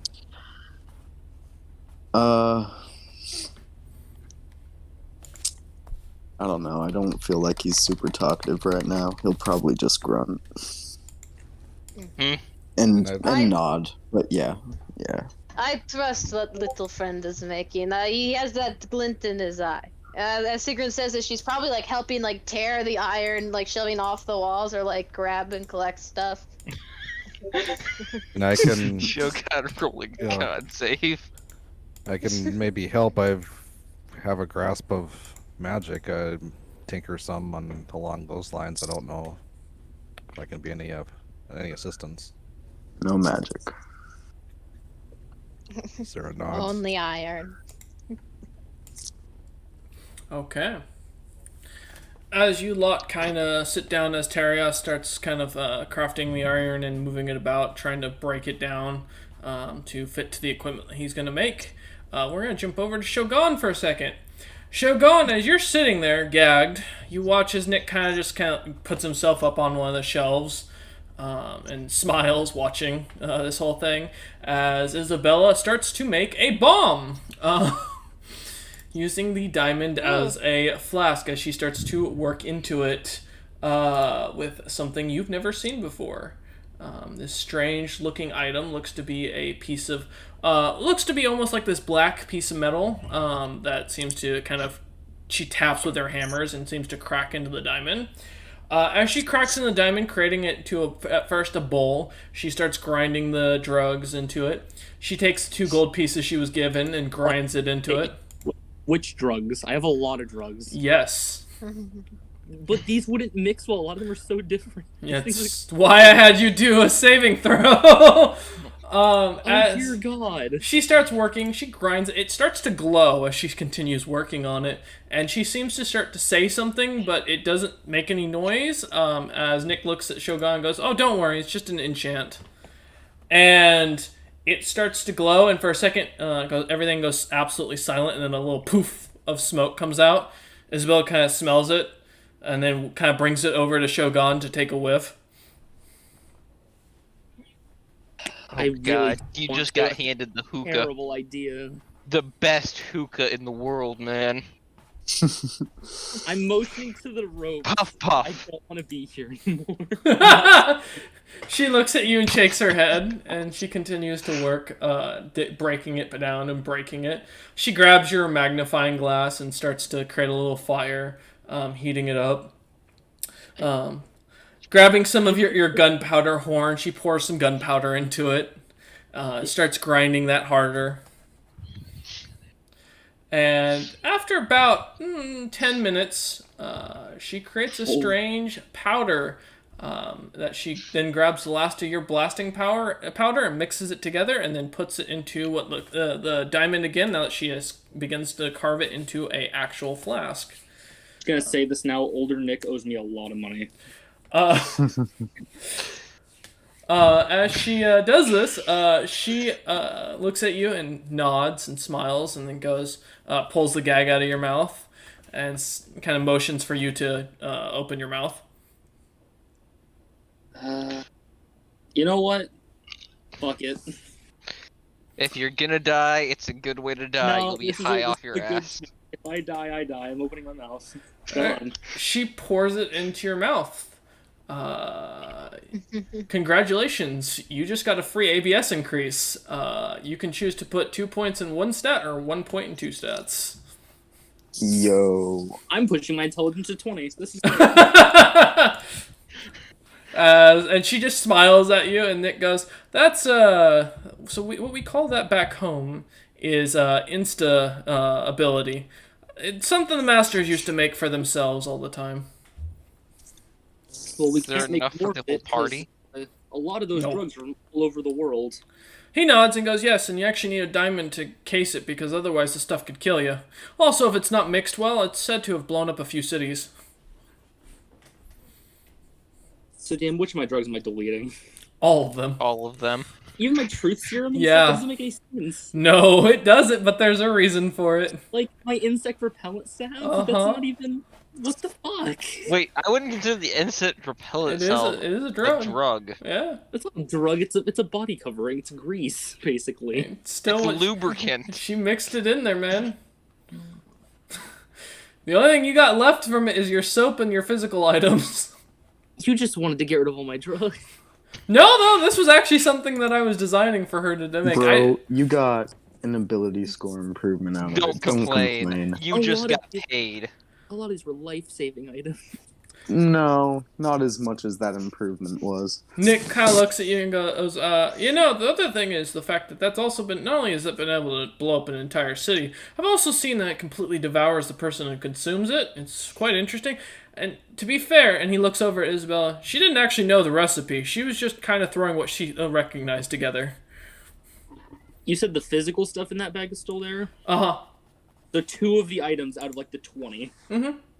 Got it. Okay. Not to bother mentioning, you did lose some blasting powder and gunpowder. You also only lost 1 diamond. Yeah, it's fair. I had 5. Yeah. Pull out more diamonds. Let's get some drugs, kiddies. And No, we don't have.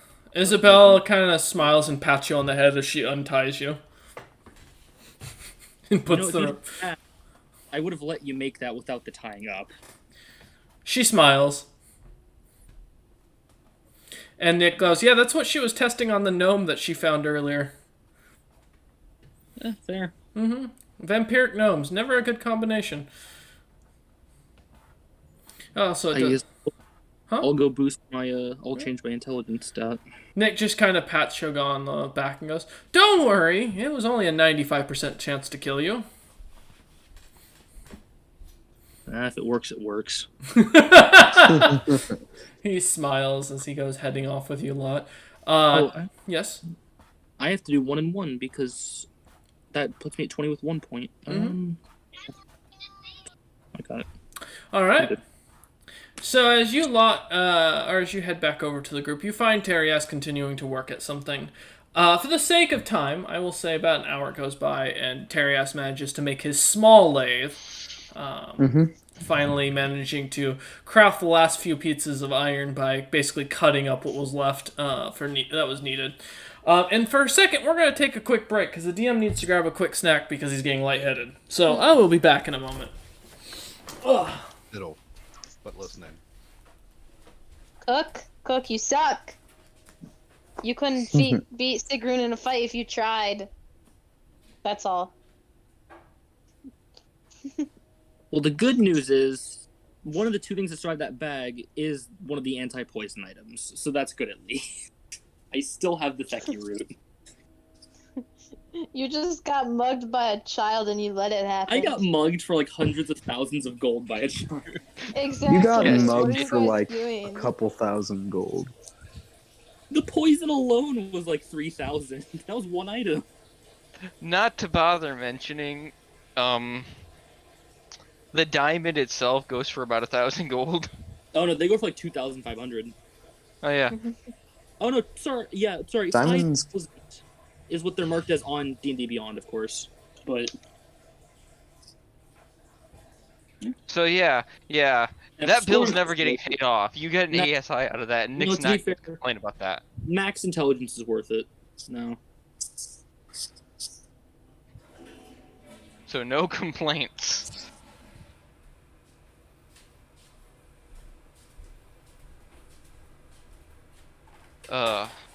But if we were in an area that was more heavily planted instead of, a war-torn gnomish country, Nick would I'd probably be leaning more into the, herbalism kit to start getting us stuff. I mean, yeah, with that you can at least kind of remake the insect and stuff, which would be nice. Yeah.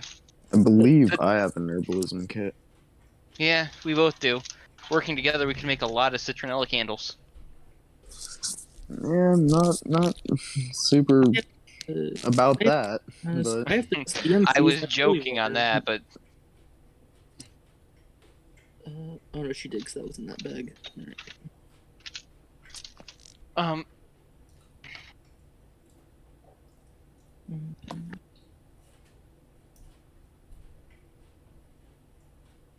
Right, so it's, okay. hey, I have dream lilies. Yeah, because I gave you some Yeah. before I got mugged. At least I gave it to you before it got taken, because that's still kind of useful to you.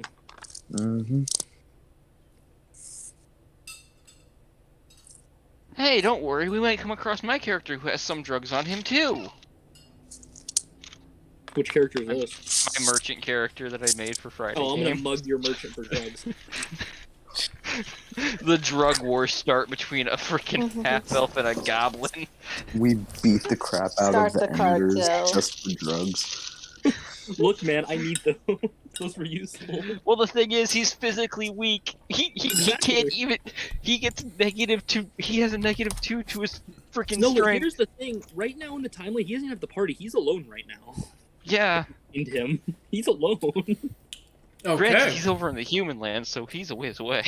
We can Welcome. make a... Welcome. We are back. Alright, so, as I was saying, so as Terias finally manages to finish up his item, at this point it's evening, it's getting dark out once again. You all are sitting in this armory with only one entrance and one exit. What would you like to do? I look at the other and go, should we set up camp here or go to one of the other places that might have a few more exits in case something comes and tries to attack us all?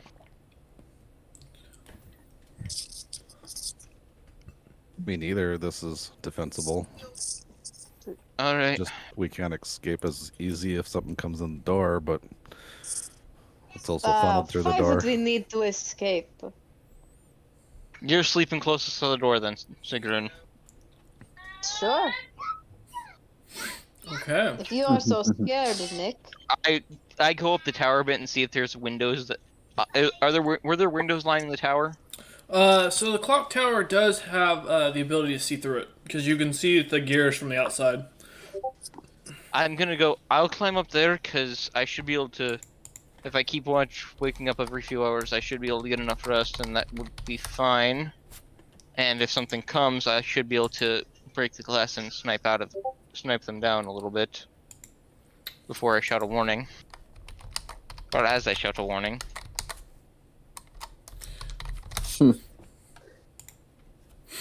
Okay. So if you're gonna stay up there, alright. The kids kind of settle down to their own little corner. I'm not gonna sleep. I'm gonna head up to where Nick is, kind of up top. Okay. But I'm gonna kind of keep working. Okay. One thing, just as a note, just so you know, Mm-hmm. My tools that I'm working with, Mm-hmm. and the tool heads that I'm creating for the lathe and the mills, like the drill heads and the tool inserts, Mm-hmm. they are made out of adamantine Okay. because I've got a bunch of adamantine ingots. Okay. Fair enough. I sleep often on 1 hour off, 1 hour on keeping watch that way. Okay. Yeah, I'll keep watch too. By the door. Okay. Alright, so as you go ahead and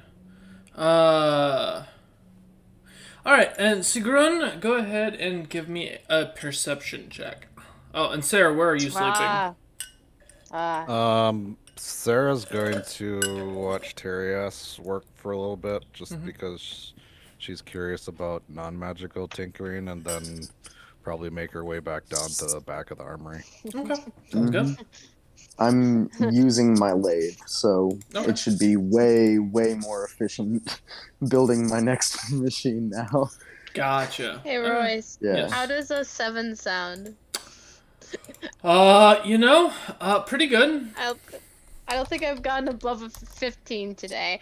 And for Fair. Me perception neither. for me for time for time watching is 19. Okay. Alright. Fair enough.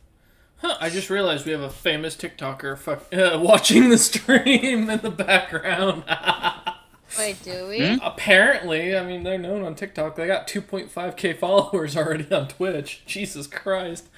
Wow. Who's that? Someone named Hello, welcome. Lily Red Fox, or Lily Red Wolf, apparently. I don't know, they've got a Twitch channel. I just happened to see them in my chat. Welcome. Anyways, so, you hear a baby cry off in the distance. It's the Kill it. wildlife. Exactly. Throws an axe. Alright, so for Sigrun, you sleep through the night, relaxing, enjoying yourself. No visions this time. Nick, you see Isabella sneaking off out in the courtyard. I just keep an eye on her. She seems to Watching go where she into one goes. of the buildings that none of you went into, one of the classroom-looking buildings, and disappear. I stay awake longer to watch Okay. for an extra hour, keeping an eye on the building. Okay. All right. About an hour passes by. Another hour. Moon gets high in the sky, and about round what you'd guess is 3-4ish a.m. in the morning, early morning. As the sun starts to rise, you see Isabella return. Not to talk to her about that later. As she sneaks back in, she cuddles up next to Sigrun and kind of falls asleep. I'm very warm. Oh, yes. I know I probably didn't get a long rest, but I also didn't get hurt, waste anything, so... Nope, you got what would be considered a short rest. Do I get another weird, wacky dream, or? Nope. As you all wake up, for those who slept, you who were not Nick, you get a long rest. For those who didn't sleep, you get nothing. As the party awakens, Nick Jr. this time seems to be the first to be awake and is eating his rations.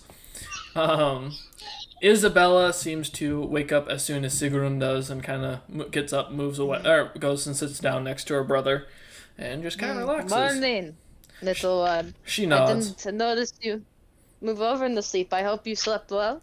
She nods. Good. Sigrun nods Nick would be and coming she is- down pretty quick, Yeah, too. she grins at Nick and gestures to the door. Oh, there was so much ruckus last night, Nick. You wouldn't believe it, you know. So many Oh, I know, enemies I saw fought. it all. I saw it all. Yes, I fought off so many bears barehanded, and she like cracks her knuckles. I should have joined the fight. Oh, you didn't see my arrows sticking out of their heads?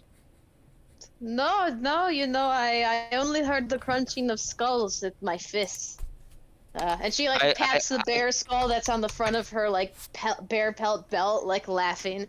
I give a chuckle and then I look at Isabel and I just nod and say, I don't need to know what you did last night. You snuck out, whatever.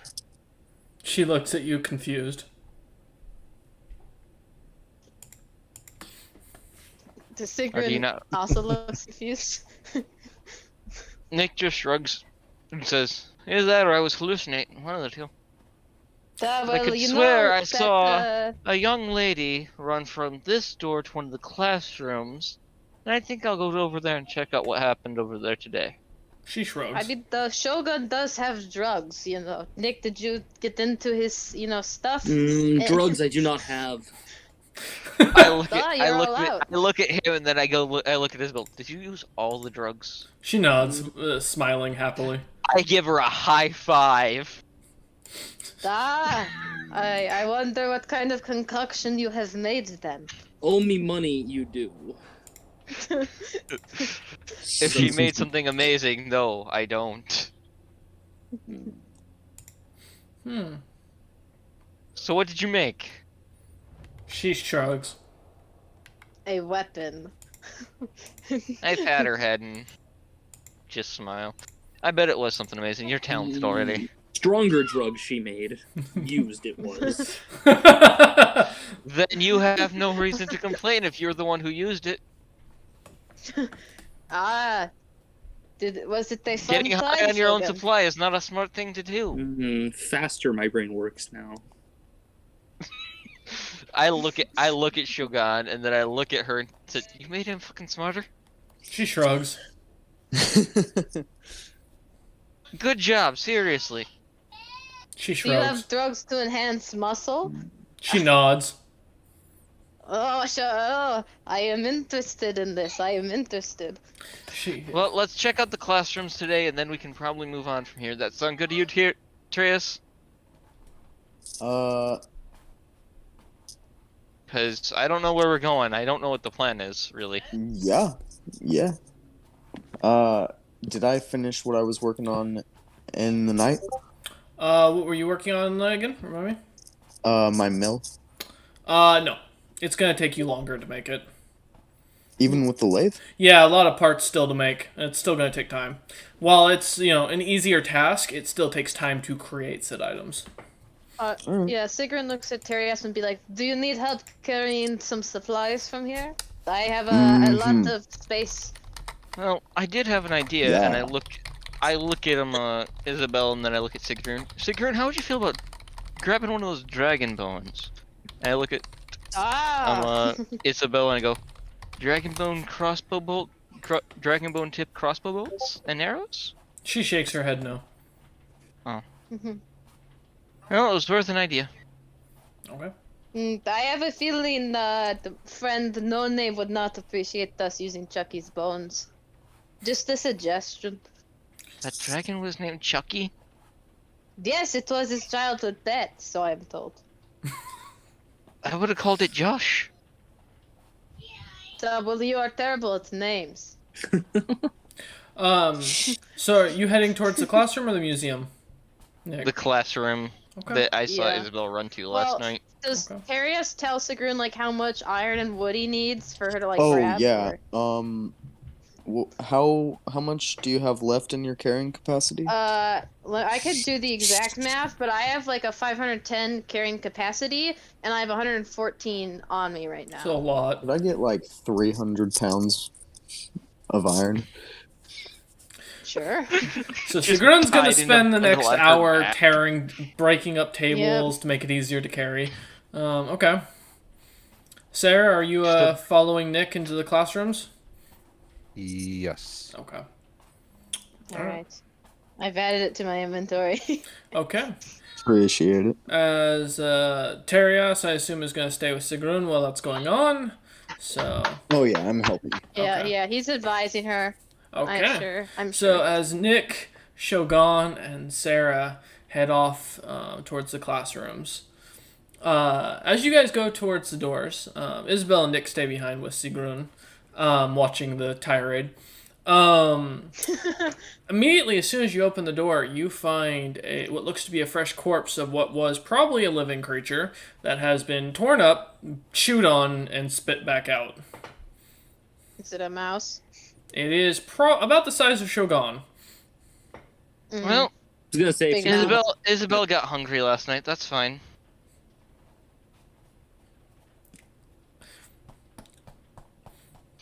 Moving on. Start looking around, see if there's anything we can use in here. Okay. Give me an investigation check then, Nick, since you're the one mainly leading the party. Okay. Oh, that cheated me. The dice was on 16, then Oh, yeah. flopped over. Isabel also never answered one of the questions I I know. sent you. DM. I know. Damn. Trying Um, to- Okay. all right. With an 8, as you kind of look around, it's classrooms. There's chairs. There's desks. There's chalk. There's boards. The I grab books. couple pieces of chalk, Tasty. definitely. Okay. You grab about 3 things of chalk. And nothing really else. Shogun, as you kind of step away from the party, same thing. You don't find anything interesting. This is pretty much an emptied building. No skeletons, no nothing. Oh, welcome back. Did you say there was also some books? No, there are no books. And those few you see are at this point are just the covers. The pages inside have been torn out and are gone. So it's just the leather bindings? Correct. I'll grab those up too. Okay, you gain 5 strips of leather. You motherfucker, fuck you. No. Did you No. see my pun? No, not you. Fuck you, Wolf. Fuck you. I hate you. I'm so. Friend is eating you first. Yeah, Okay. I don't know. I don't know who friend's gonna eat first. As the party heads off or as half the party heads over there. Well, now I know who I'm killing first. So. All right, Sarah, is there anything you're looking for in the school? No, just mostly tagging along. Okay. Yeah, as you lot kind of walk through, this place has been long abandoned, minus the fresh corpse out in the hallway at the entrance. This building is just hallways of classrooms. There's nothing fancy, no letters, no rewards, no medals, nothing. It's just classroom after classroom with emptiness.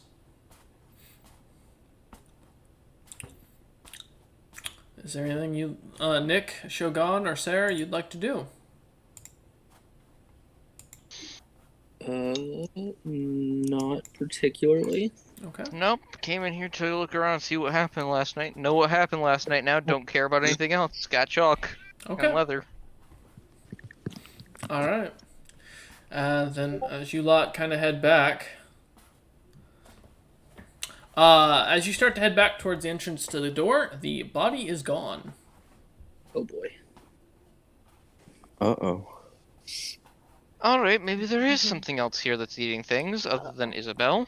Oh no, I'm the only one that checked. Or I'm it not- is undead. No, the body was at the entrance to the building. This building only has two ways. And that's the entrance you came in through and the back entrance. And we were in the way of the back entrance, weren't we? You we headed went on all the way to it. down and then came back. Yep. Yep, that body's gone. It's either alive again, which is worrisome, or something came and finished it all off. Can I look for tracks of some? You're not with there. us. Yeah, you're working Oh. on the I'm gonna iron. look for traps, I'm though. That still is a pulling good on the idea. iron. Yep. Uh, It's gonna take you a while. I'm gonna use survival and Dang. see if there's any tracks or anything Okay. that.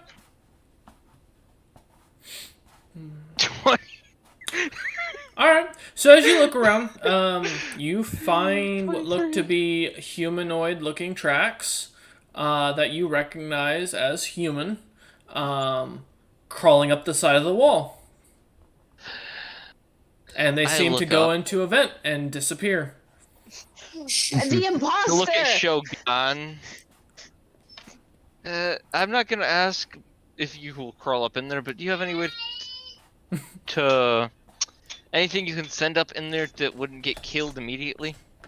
Sarah's also with you, Or- just to mention. Or do either one of you have something you could send through there to check it out? Shogun is gonna pull out Basil, but he's very reluctant. Basil's I not look coming at- out. He's staying in the pocket. Actually, I look at him and I say, besides the mouse will get eaten if that thing's eaten a full body. DM, this is a good time to. I'm gonna try and do the thing we talked about. And try to make Basil my familiar.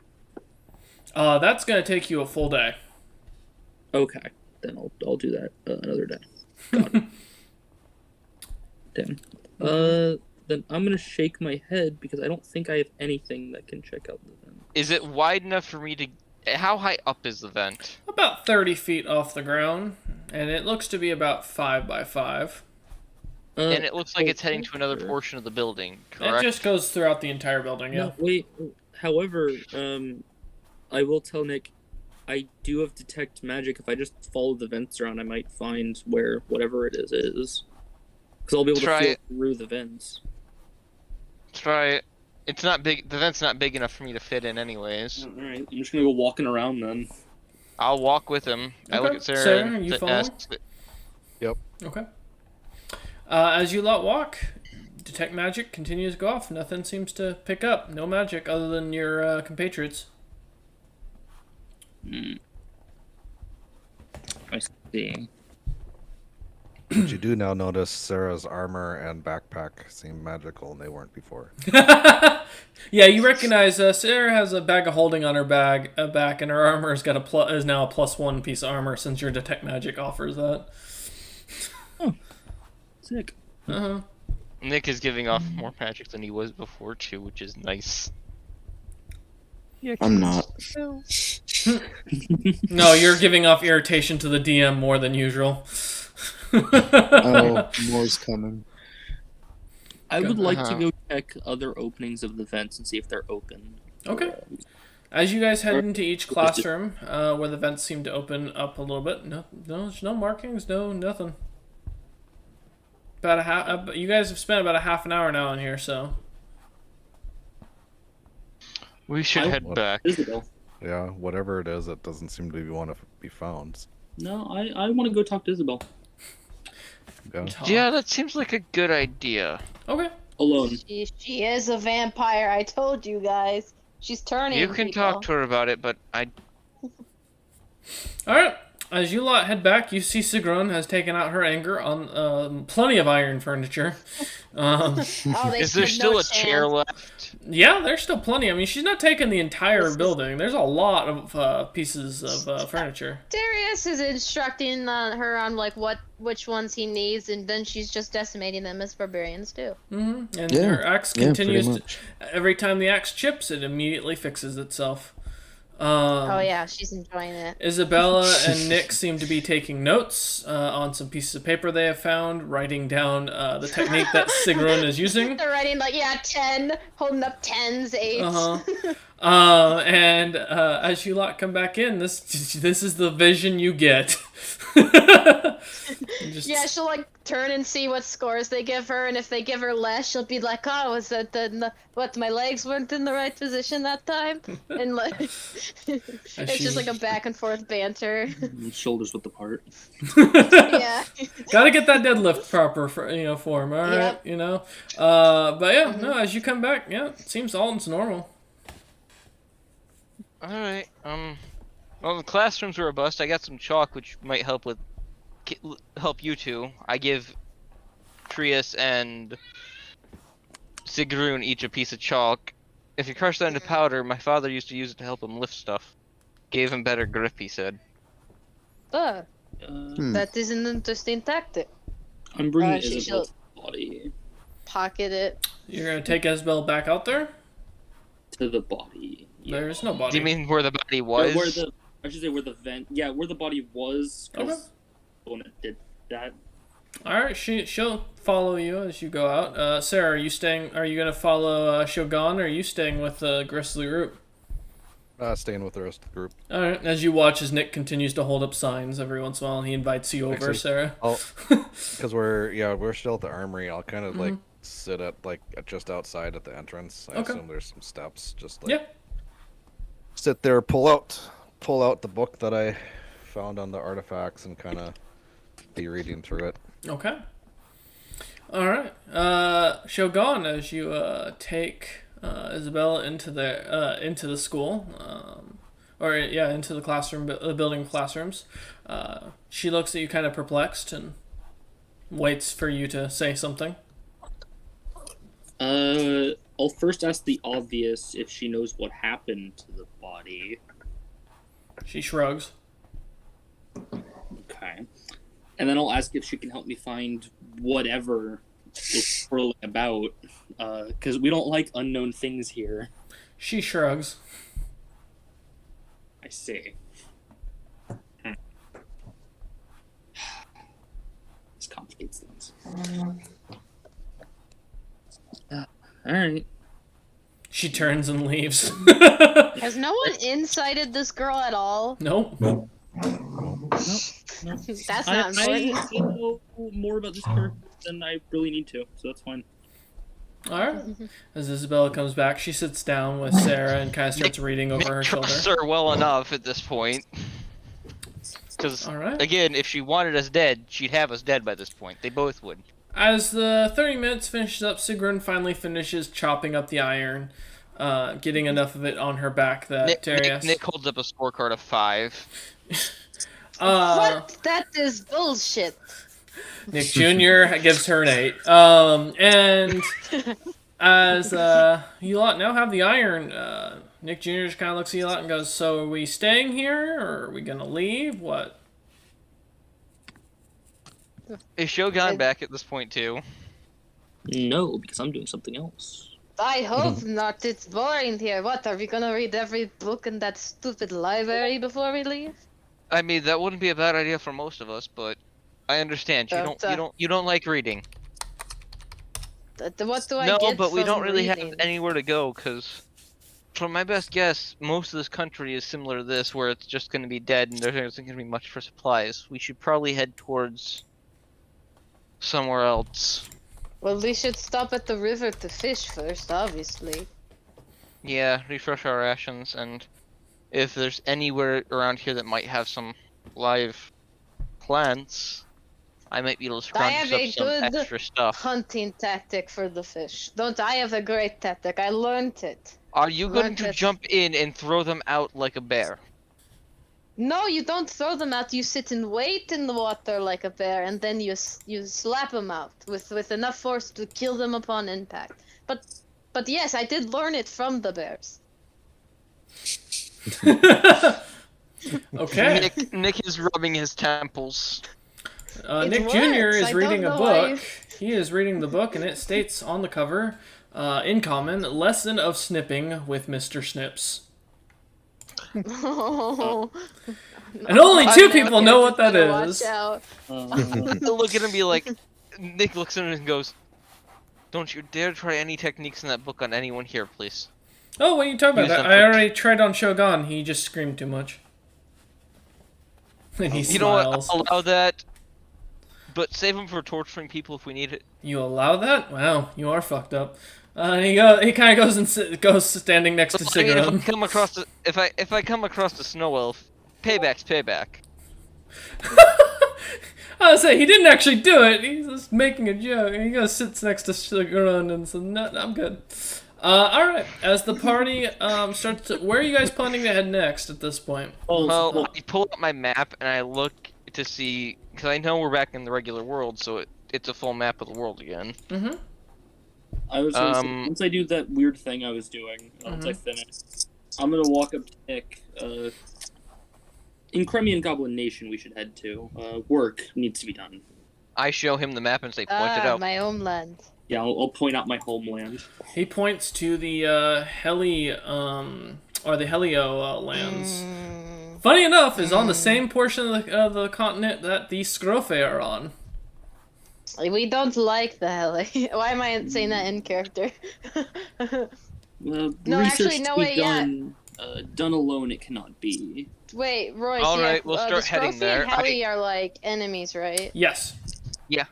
Yeah, she looks at them and are like, the Heli, they hate my kind. If I show up with you guys, expect me to be killed on sight. Just a warning. Oh, and same for me to them. And she like wields her axe a little bit. Sigrun, I won't care if you kidnap somebody and murder them in cold blood. Just wait for Shogun to finish what he needs to It's do there. not cold blood. It will be very hot blood. Their hot blood on my axe. I look at Sarah. Sarah, explain it to her, please. Take time to research. That's fine. Sarah will help. What did Sarah say? I didn't hear. It's fine. Oh, that's fine. Sarah, you're in charge of her to make sure she doesn't kill people over there. Goblin Lands Best of is luck. killing okay as long as not caught. Ah, so you're fine. Just hide the body. But if they are Get me Heli, then I involved, you won't will kill not. them. Hide the body. The blood is easier to hide if cut up. Nick nods. She makes the chopping motion. Nick hands Sigrun the book, and it shows many chopping mechanisms for. Yeah, she looks I don't through care and she how nods. you do it. Hide the body. I plan out the route really quickly and Okay. say, all right, let's start that way then. All right. It's gonna take a while. It will take you guys finding a town that has a harbor that's still active, and chartering a boat. And this will take you about a month's journey to get there. So, for time's sake, we're gonna end the session here while the DM plans for the next session. For the party, On the way we spending go, that time I'm gonna be stopping. traveling. Make sure we top up our rations too every so often with fish from rivers and Well, you're gonna be whatever on a wild boat, plants. but You're gonna be I'm on talking the about ocean. as we travel there. The month it takes to travel to the town to get the boat. no, that's only a few weeks. It's gonna take a month of traveling via boat. Anyways, as I was saying, thank you all for watching. I hope you've enjoyed this session, and hopefully next time the party might see something very unique coming their way. We'll see you next time. I'm going to genocide